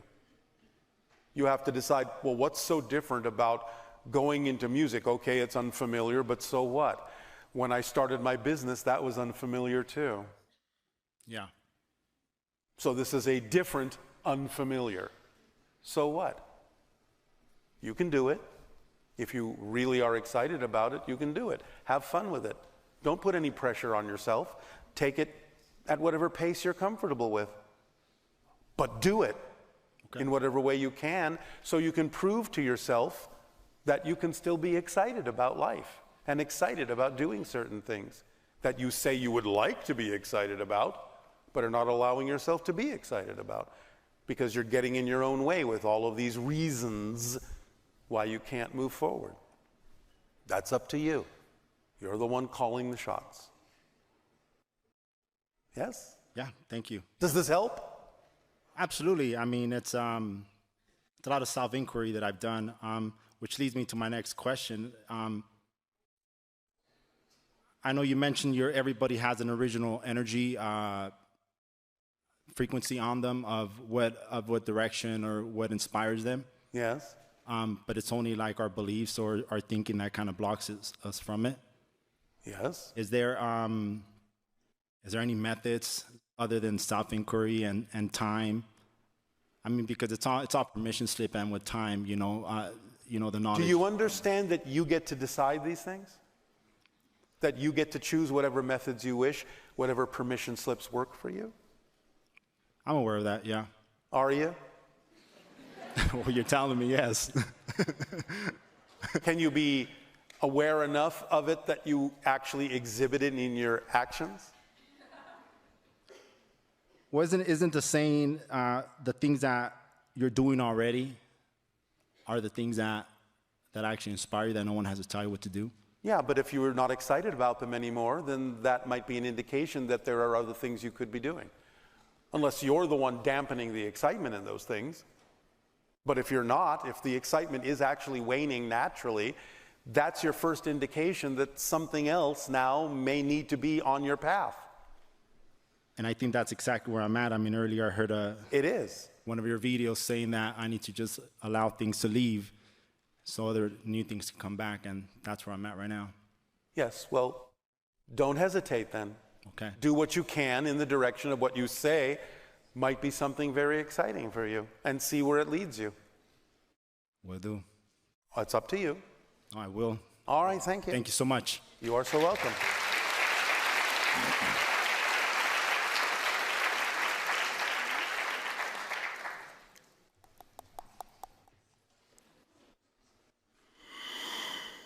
Thank you very, very, very, very much for the timelessness of your message and the integrity of your intellect. You are very, very, very, very, very welcome. Your processing speed dazzles me, and your efficient eloquence inspires me beyond words. Thank you for being so consistently generous with us all. Generosity is simply being of service. Thank you. Who are the beings we clearly and consistently see when we're on dimethyltryptamine in any of its flavors? You are interacting with a level of the beings you understand as the grays, but it's another level of them. It's not the physical level exactly that you're familiar with. It's another level of them. It's more of an astral level of them. Does that make sense? Yes, and this interaction calls for a dialogue, anything we should bring to it, learn from it, or just witness it? Well, you can ask your questions and see what information they're willing to share. Okay. So I've come all the way from Lebanon, and there's a tool you have shared that uses the Phoenician alphabet. It's a 3x3 grid, and then stacked spheres that we should look at for 30 days consecutively. I'm just curious as to the utility of this tool and if there's any further research we can do about it. Well, we give you these kinds of exercises as permission slips that will be something that some people will identify with and other people won't. But it's up to your imagination to alter it in whatever way works for you. That's what we've always said. We're giving you a basic foundational permission slip, but the way your imagination decides to work with it and alter it is exactly the point of the way you need to go with it. Okay. With or without a scan or a frequency reading, what particular guidance or insight do you have for me beyond the excitement formula on next steps towards materializing and monetizing my poetry? It is always fascinating to us that we tell you that the formula is complete and that it contains everything you need, and yet many people ask, well, what else can we have beyond the formula that is complete and brings everything relevant to you in perfect timing? There must be something beyond this absolutely complete and self-contained, self-expanding, self-guiding formula. There must be something beyond. No! We're giving you the complete formula. We're leaving nothing out. There is nothing else except what your imagination decides to add in the formula, in the use of the formula, that would be specific to the way in which you apply it. That's it. Okay. We are attempting to demonstrate that you don't have to overthink, that it can be that simple, that you don't have to overcomplicate it. That's the instruction manual. There are no more instructions. There's a deeper understanding of the instructions, a deeper understanding of all of the automatic tools that happen when you start using it, that unfold automatically for you, but there are no more instructions. That's the complete kit. When we say it's a complete kit, we mean it. Okay, so the kit applies to all, and then... Yes. Yes. And no, then, we left you out. No. No, but I meant to ask, since I'm here, and if there's a particular guidance based on your frequency scan or reading or so, which is particular to this person here and now. That's all I'm asking, in case. Yes, as I said, you will use your own synchronicity and your own imagination to use the formula in the way that works for you, but you have to have a precise understanding of why it works in order to embellish it with your way of using it, your permission slips, what you add to it in terms of the style in which you use it, but you're still using the same basic structure of the formula, if you understand it. Yes, thank you. You're welcome. You said earlier, don't be afraid to share your gift. I just have a poem to share with everyone, if I may. Yes.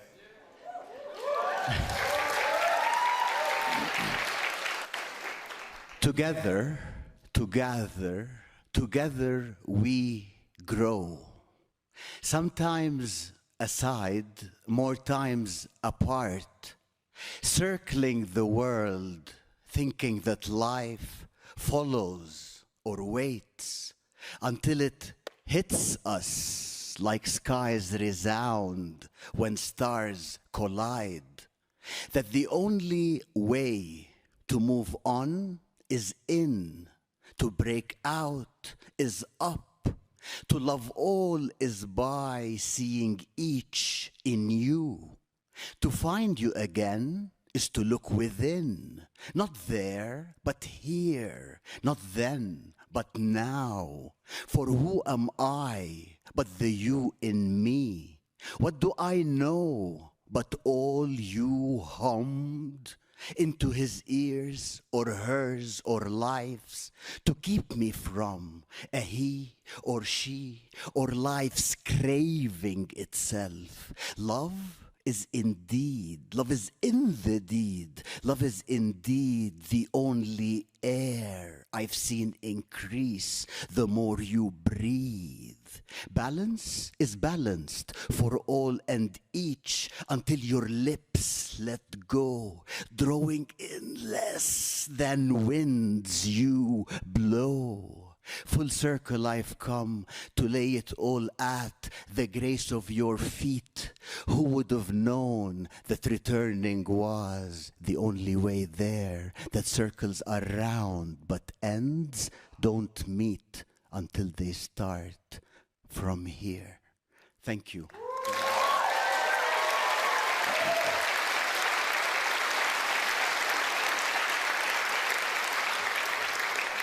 If you live life that way, you will be living the formula.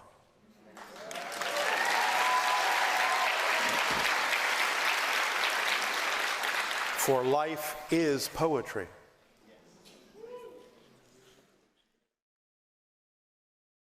Good day. And to you, good day. And good day to everybody. And thank you very much for sharing your knowledge with us. It is our passion and our pleasure. And here I have 7 questions prepared.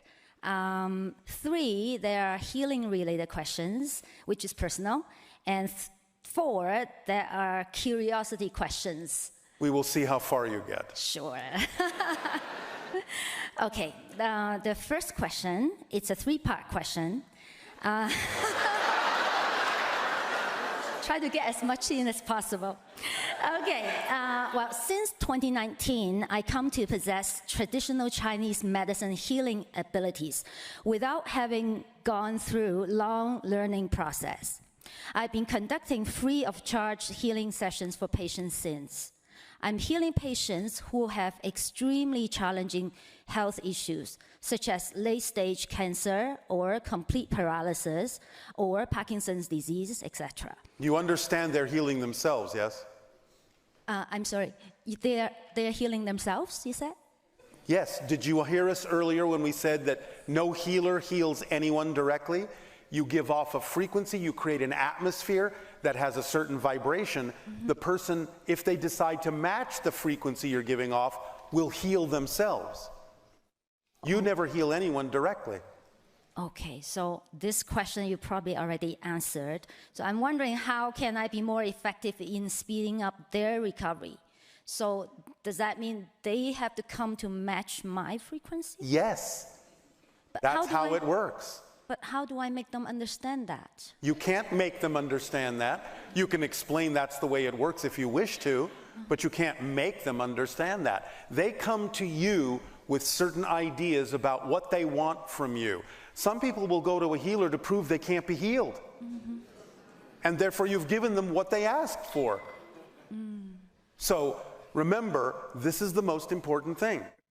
You can only provide the vibrational state. You can even share the idea with them that we just told you of how it works. Right. What they decide to do with what you're giving them is none of your business, because you don't know what their path really is.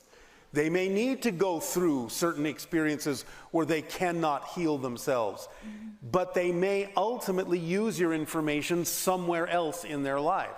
You don't know. All you can do is provide them the opportunity, the option. And you can even let them know this is how it works.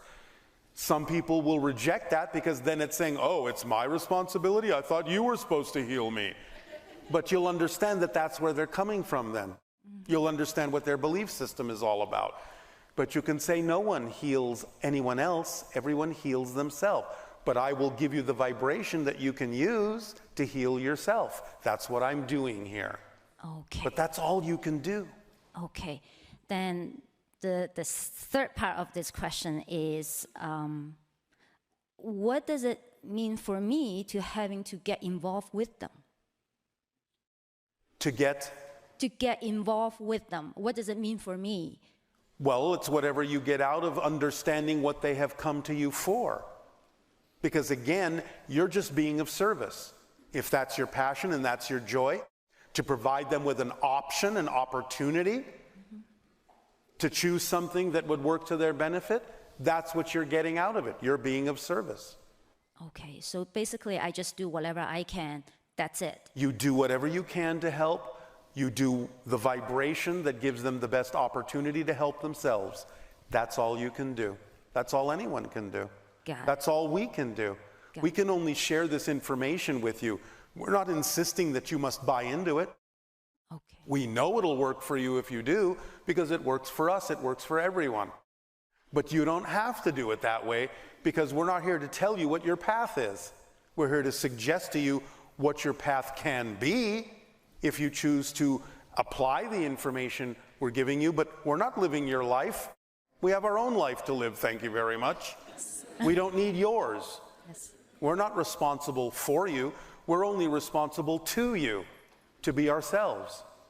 You can't be responsible for anyone. You can only be responsible to them, to be yourself, and let them decide what they're going to get out of that. Okay. Okay, thank you very much for that. You're very welcome. And the second question is, if I'm the only person in my reality. Oh, here's that question. Yes, then these patients are part of my reflections. Now, who is it that I'm conducting healing for? You are conducting the healing for the simulation that you are creating of a real being, just as they're creating a simulation of you that makes sense in their reality. So they have to allow their simulation to make sense of what you're giving them so they can adapt it for the real person, the real being that's there.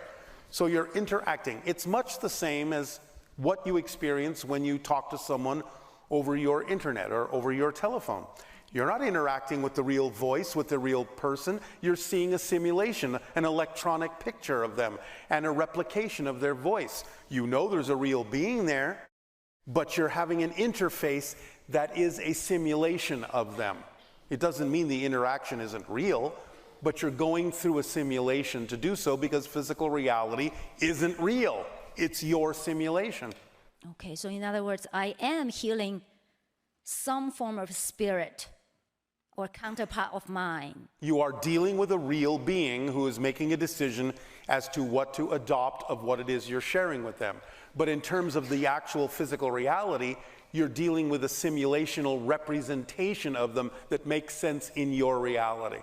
Okay, got it. The people that you don't do that with are invisible to you. You will actually never see them. Got it. Okay. The third question is sometimes when I conduct healing with patients, it feels more of responsibility than my highest excitement before the session starts. Once I started the session, I'm highly focused and in the zone, but would feel totally drained after the sessions. How do I reconcile this conflicting feeling between my sense of responsibilities and my highest excitement so I don't get drained? Well, again, you're the one that's lowering your vibration, believing that you have to be drained by this. If you are not actually doing anything to heal them, you're only representing the vibration that is you, that represents the healed state, what would be draining about that? Okay. You have a definition that is causing the feeling of draining because you think you actually have to heal them, which you're not healing them. They're healing themselves. So what are you expending? What energy are you giving up? Okay, so in other words, I'm not basically right now the drain is coming from I feel I'm carrying them. Yes. But actually, I should let them carry them themselves. That's all that anyone can do. Okay. And again, as I said, you're not responsible for them. You're responsible to them to be yourself.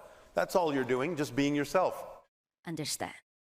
Does that help? Yes, it does. May I ask the other questions? Well, that was a question. Did you just use it up? Okay, I have 4 more questions. Yes. Okay, that's a curiosity questions. The first one is, what is considered new technologies on Asasani? Asasani? Asasani. New technologies. Yes. New technologies would be the idea of using what we have learned from a civilization called the Thuk, which originally had the ability so that when you are interacting with them face to face, you know it, but when you turn away, you completely forget the interaction and who they were. We are now using that as a type of vibrational technology to also learn how to penetrate into other dimensions that we heretofore didn't know about because they were hidden by a certain vibration from us. So now that we have learned to see the Thuk and remember them even when we leave the conversation, we can use that as a vibrational technology to start investigating other dimensions we didn't know were there. Okay, great, thank you. Yes. Second question is, as you're sharing your knowledge to help us humans evolve, do you get similar kind of help that's to get Asasonians evolve? Yes. One of our great mentors is the non-physical civilization associated with the star system of Sirius. Sirius. They will present us with many challenges that we are happy to undertake to evolve us and grow. Okay, what do you mean by they give you many challenges? All right. One of the things we have recently talked about is the idea of exploring what you may call an inside-out universe. You have, in what you perceive your universe to be, planets in empty space, relatively speaking. Okay. The inside-out universe was presented to us by the non-physical Sirius beings as a place to start exploring. The inside-out universe is more like a place filled with a kind of gravitational fluid in which there are hollow bubbles on which beings live on the inside surface of these bubbles. Okay. That's their planets. Okay. So we have begun exploring all the things that have to do with this to understand how they are creating this particular experience of a reality. And this was presented to us as a challenge by the connection of the non-physical serious consciousness. Understand. Okay, third question. Which countries or regions on Earth have received more influence or help historically and at present from ET races? They're all equal. They're all equal. Yes. Okay, good to know. Fourth one, last one. Is our heartbeat represents higher level of frequency than our current dimensional frequency? The heart beats and gives off an electromagnetic pulse at the speed of light. You are all immersed in each other's heartbeats.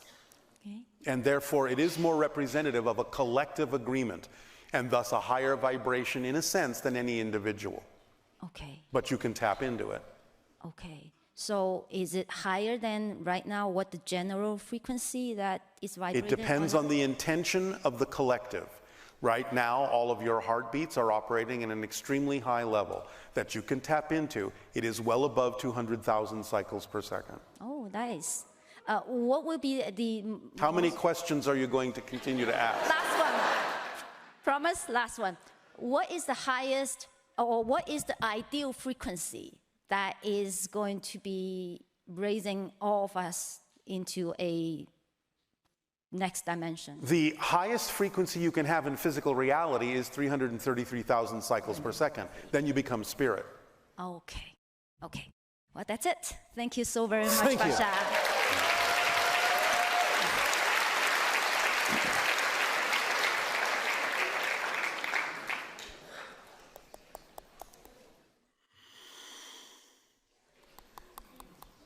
Hello, Bashar. And a you good day. I am excited to be here. As are we. I didn't know that I was chosen till I got here, so. Oh, all right. What a surprise. I felt like I won the golden ticket. All right. Okay, so I have a few questions that I came up with. So I live in Sedona and I go to Bell Rock frequently. How can I see you, or how can I see You your... cannot see me yet. Okay. We are in a frequency, again, as a barometer for when people are in a vibration that is closer to the idea of open contact. We use that as a measure. When you will be able to see us, you will be closer to contact, and we take that as an observation. So you can't see us quite yet. Is that personal or is that a collective thing? It can be both. Both, okay. Okay, I'm going to go in order. So I... Oh, in order. All right. Makes sense to me. Yes. Okay, so I've had some teeth issues. I cannot discuss health issues. Huh? We do not discuss health issues. You don't do health? We do not discuss health issues physically, no. Is there any way that, okay, can I shift my teeth? You can, but we cannot discuss health issues. Okay, so I guess we'll move on. Your society does not allow it. Okay, fair enough. So I work with autistic children. All right, how exciting. It is. And I also know that my oversoul also had parallel realities in nonverbal experiences similar. All right. I've always seen that they have, spiritual gifts, yes. multidimensional gifts. Yes. I'm at a space right now where I'm regrouping, and I'm looking for some insights on how I can move forward. Is there anything you can share with me? You are looking for what? Insights. Insights, all right. The idea is that a collection of autistic children can demonstrate multiple parallel reality experiences. You can begin to look at them as some of the parallel reality experiences that do exist in other dimensions and other realities. And when you bring them all together and look at what each of them has to give, what each of them is doing, you could understand the larger collective of an oversoul's experience in multiple parallel realities.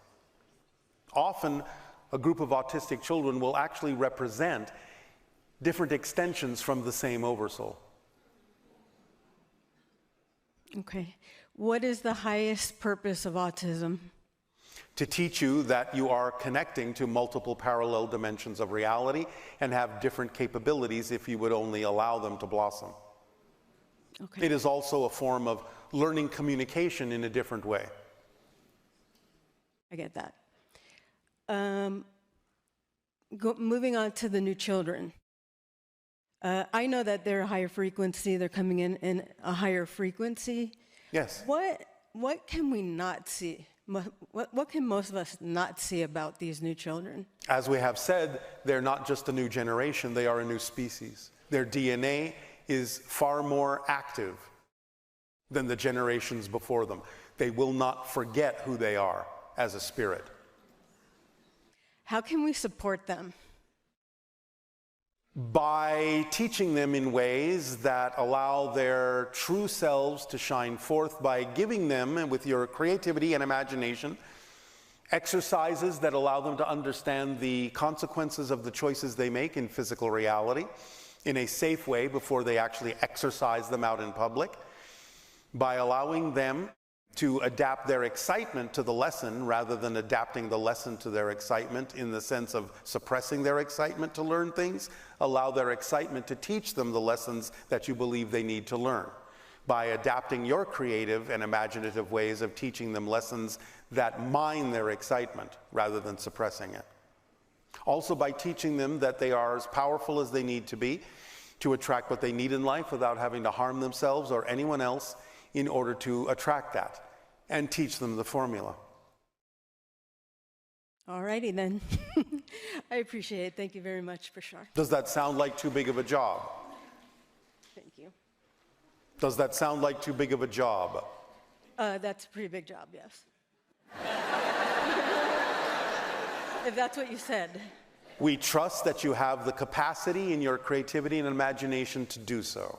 Thank you so much. I receive that. Thank you, Bashar.